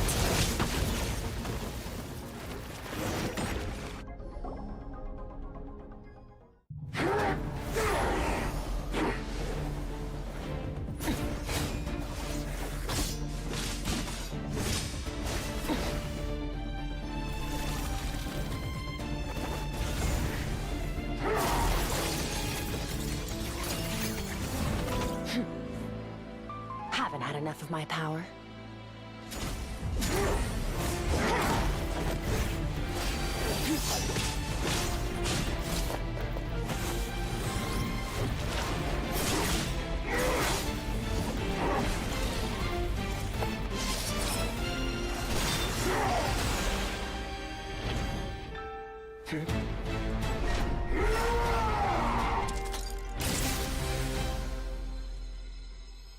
Well then, let's see how much more of this power you can handle.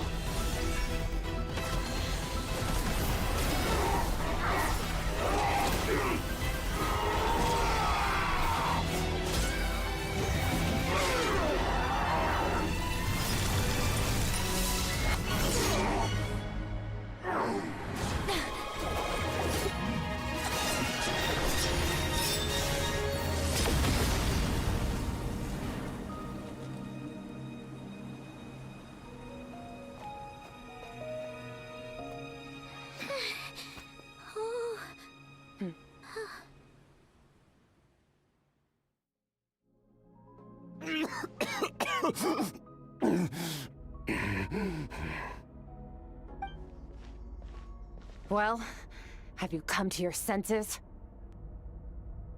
You saw that my body was at its limit.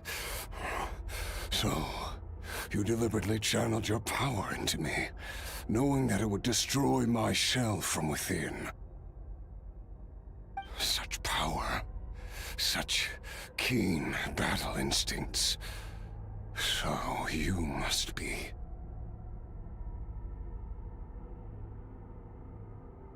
Skirk, Sertologi's disciple. How long has it been? How long has he been away from Tevat? Hundreds of years. Hundreds? Sorry. It's a lot to take in. I should introduce myself. I am Skofnungar, a friend of your master and one of his followers.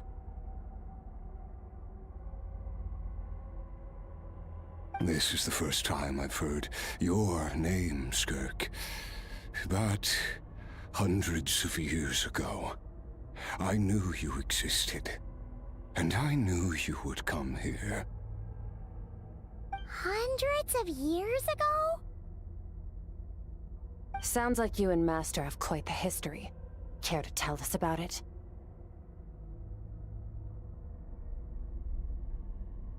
Of course. Might as well take advantage of a clear head while I can. The story starts a long, long time ago. I was born into a noble family in Conria. As the eldest son, I was set to inherit our title. But I contracted an incurable illness as a child, and everyone gave up on me. I trained the sword harder than anyone else, defeated all of my peers. But it was all in vain.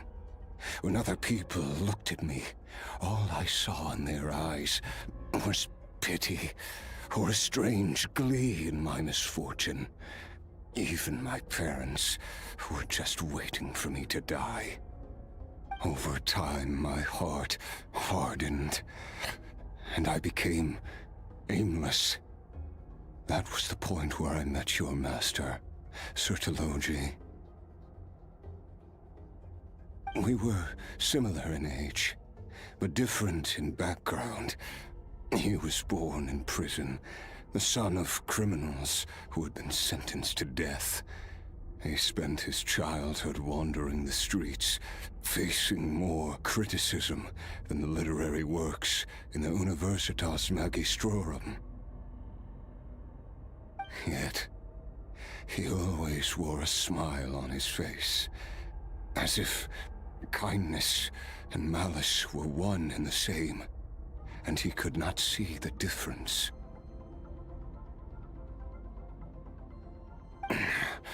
I still remember what he said to me when we first met. You need to fight to survive. Even if it's a losing battle, it should light a fire under you. How can you sit back like this and go down without a fight?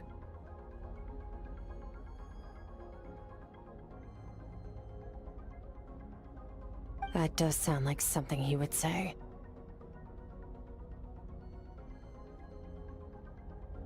He was the first to acknowledge that I was worth something, and he inspired me to keep going.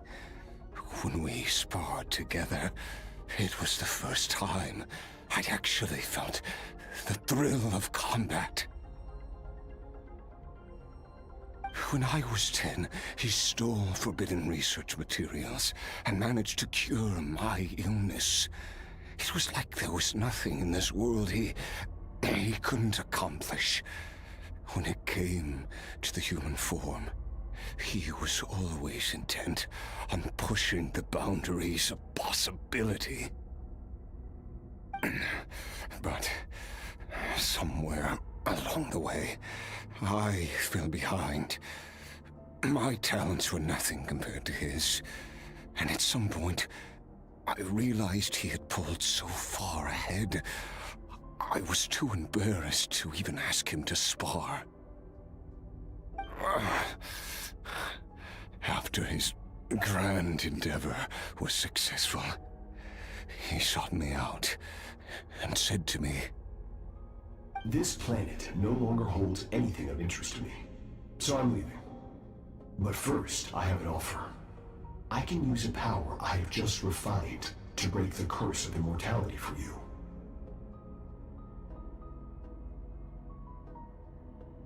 Your death was once what we worked so hard to prevent. But the immortality you now face is a different kind of pain altogether. I'll pass. Immortality doesn't sound so bad to me. Since I can't die, it means I have an infinite amount of time to get stronger. Maybe I'll finally catch up to you one day. And we can spar like we used to. Are you sure? I cannot say when I will return. Your body, or rather, your soul, might not be able to withstand this curse.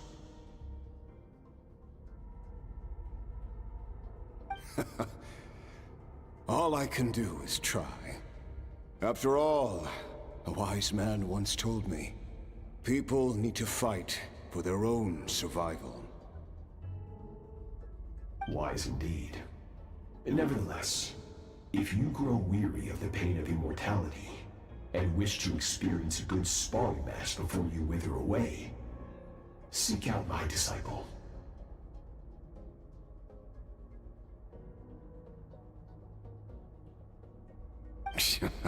Disciple? Never thought I'd hear that word coming from you.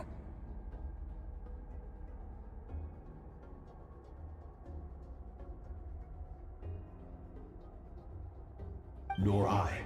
But Vedifenir said I was destined to find a disciple out there in the universe, and bring her to Tibet.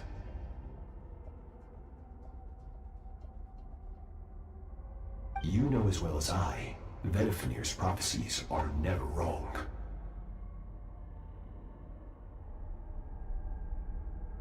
Huh. Well, now I'm curious about who this disciple of yours will be.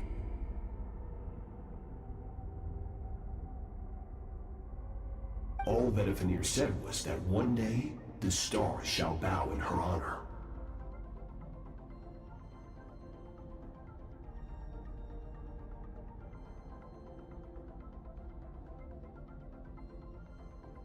Sounds pretty impressive.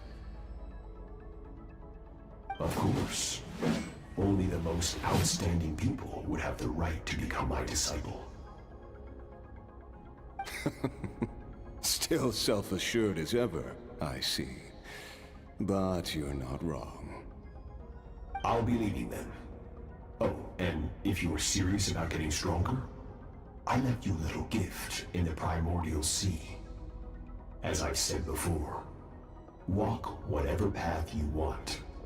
Freedom means even the wicked get to make their own choices. Waiting for me in the primordial sea was the all-devouring narwhal, already beaten into submission by Sertologi.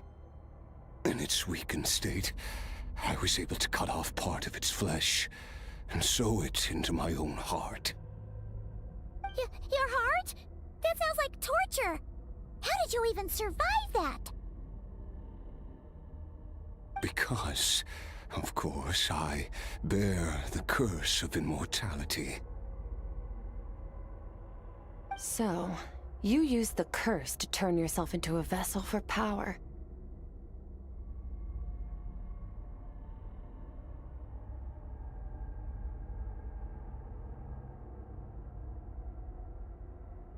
Even with that whale's ability, devouring power like that is not something the human body can withstand. With your body and soul constantly at the breaking point, it was the curse of immortality that sustained you. But that is not the path to strength. You have to pour your heart into it, work for it, dream of it. Instead, you stole something that didn't belong to you, and it backfired.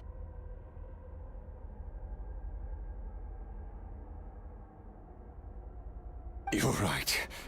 I should have known better, but I had already pushed myself to my limits, and he was still miles ahead of me. So I had to take a leap of faith. I miss your master. I miss the days when we were all together, troublemakers without a home. I don't regret the choice I made. But if you'll allow it, I do want to apologize. To both of you.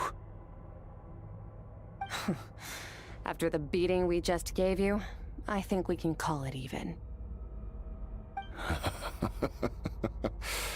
You're an interesting one as well. Sertologi's disciple. That's a lot to live up to. It can't have been an easy experience. I know what he's like.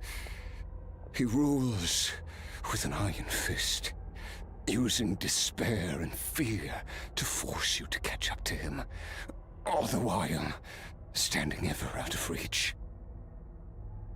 We're like mountain climbers in the dark, never knowing how much higher we have to climb, or when we will see the sun again. True. But I made up my mind long ago. No matter how dark it gets, I will not give in to despair. I will overcome it. Besides, after hearing your story, I suspect what Master really wants is not a battle that demands his full strength, but rather a defeat without regrets. Oh? Since you're his friend, you must have some things in common. The first time we came here, when you stabbed me through the fog and stole my power, I felt no emotion coming from that spike. But when you had to devote all your strength fighting me just now, I could feel joy and passion emanating from your blade. It was the joy of a researcher discovering the truth of the world, the joy of an artist uncovering a temple of wonders. Interesting. I'm certain I didn't express those emotions outright. Yet you were able to read them from my blade. Like, you're right. That battle brought me an unbridled sense of joy. And my defeat brings me no regret whatsoever. Exactly. I think Master also craves a battle like that. One where his opponent forces him to use all his strength, unlock the extent of his potential, and transcend his own limits. A battle to end all battles.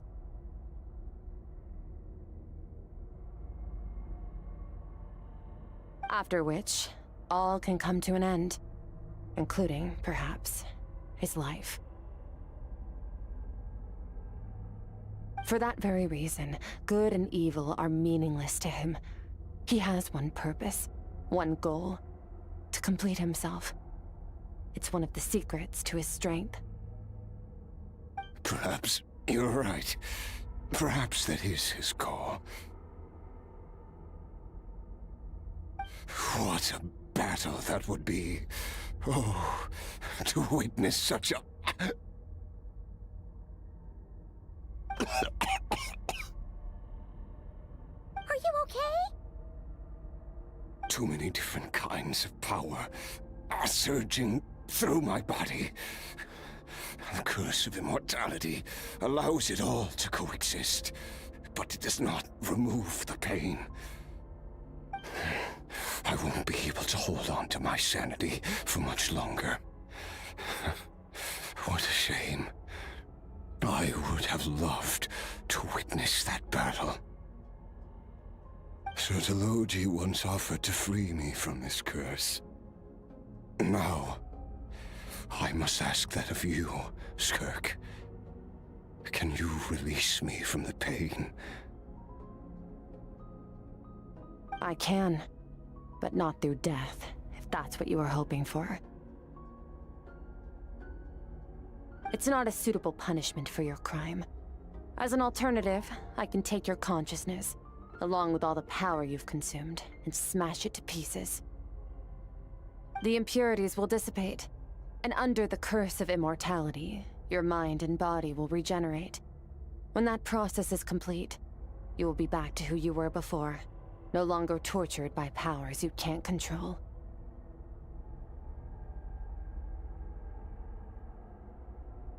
But it will be a time-consuming and painful process. The decision is yours to make. I accept. And who knows? Perhaps I'll wake up in time to witness your great battle with Sertologi. I have faith that you'll be able to stand against him one day. Though, I know it'll be a long and arduous road.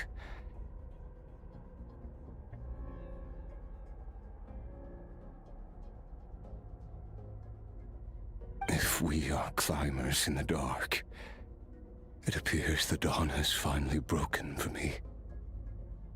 But your ascent continues. At least, it looks like you are not alone on your journey. I will reach the top of this mountain, no matter what it takes. And you, Skofnungr, will be my witness at the end of all things.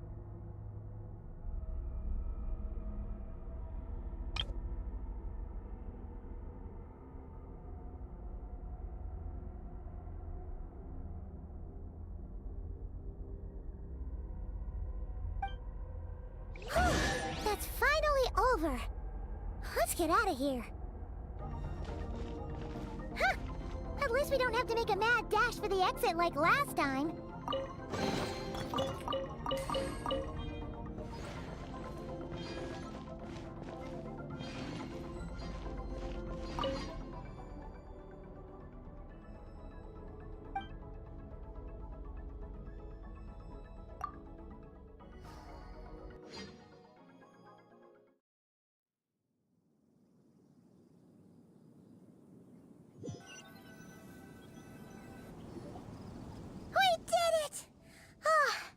It's only been a few days, but it feels like forever.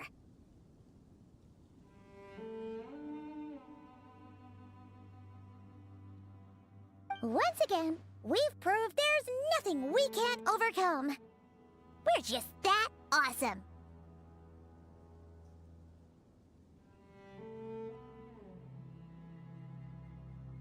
Wow, you sound even more confident than usual. Guess you really have become stronger.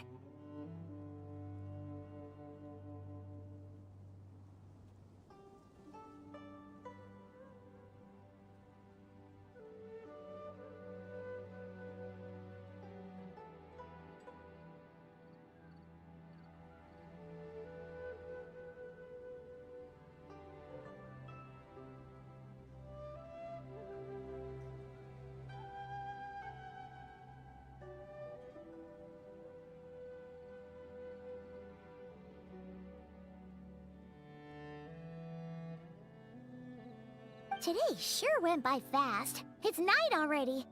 Oh wait, that reminds Paimon. The stars you mentioned, the ones that died out, are they back now?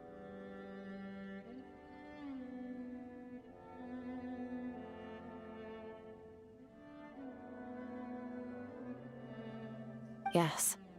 The power Skofnungr stole has been returned. So, the stars have regained their light. Great!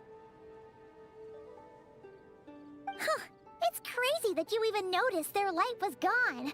There are so many stars in the sky. If a few disappeared, Paimon definitely wouldn't be able to tell. I suppose it's because I have gazed upon this sky for centuries. The false stars, hanging in the meticulously planned sky, glittering with rotten light.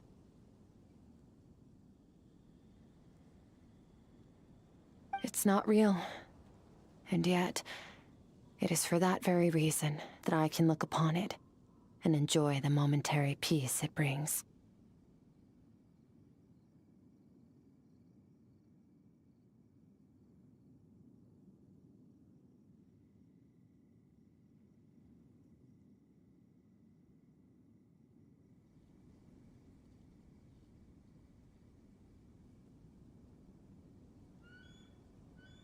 Even the most beautiful of bubbles has to burst. We will return to the real universe one day, whether of our own volition or not. time marches ever forward. Even the innocent and naive will taste life's bitterness. Yet through hardship, we grow until we learn to seize the sands of time for ourselves and uncover our true strength. Though we gaze upon a false sky, its vastness and majesty is palpable. One can only wonder, what is it going to take for kindness to reign supreme in the vast expanse of the universe?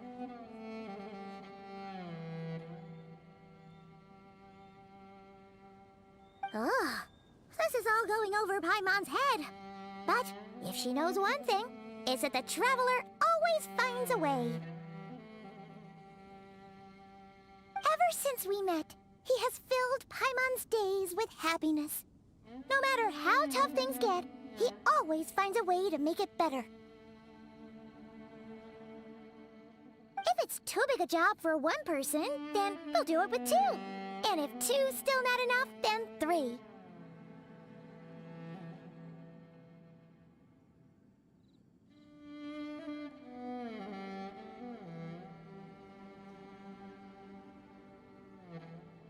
We've met so many amazing friends and accomplished so many amazing things. As long as we don't give up, we can make any wish come true.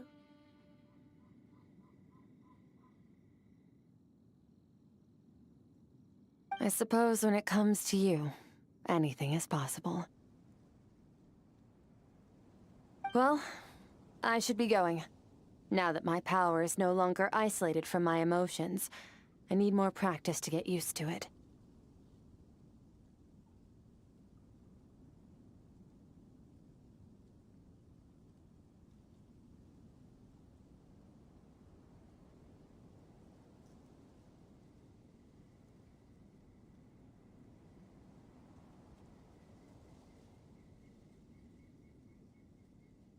I suppose fate will decide. Maybe we'll bump into each other on the street. Or maybe we'll reunite on a different planet entirely. Regardless, reunions and partings are but passing moments. More than anything, I hope that at the end of this journey, wherever it takes us, we stand in a world reborn. One without war, pain, or forced partings. One where new life can bloom, even where there was once nothing but scorched earth. For this, we must all work to become stronger.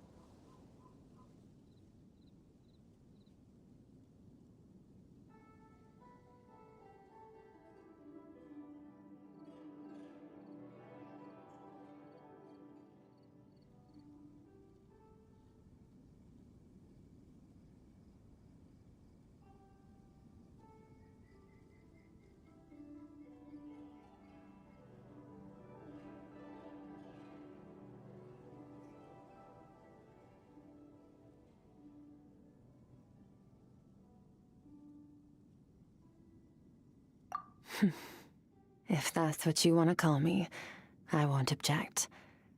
Goodbye.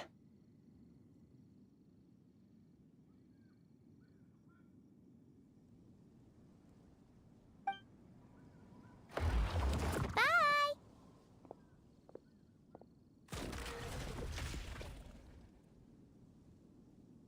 Is it just Paimon, or is she being nicer than before? We definitely count as friends after all that, don't you think?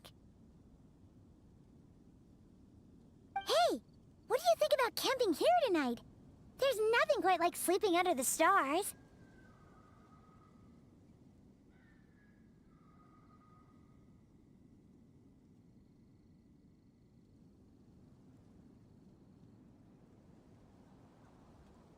Come tomorrow, we can continue our journey. Oh! And since Paimon treated you to that super nice meal at Wanmin Restaurant, it's about time you returned the favor.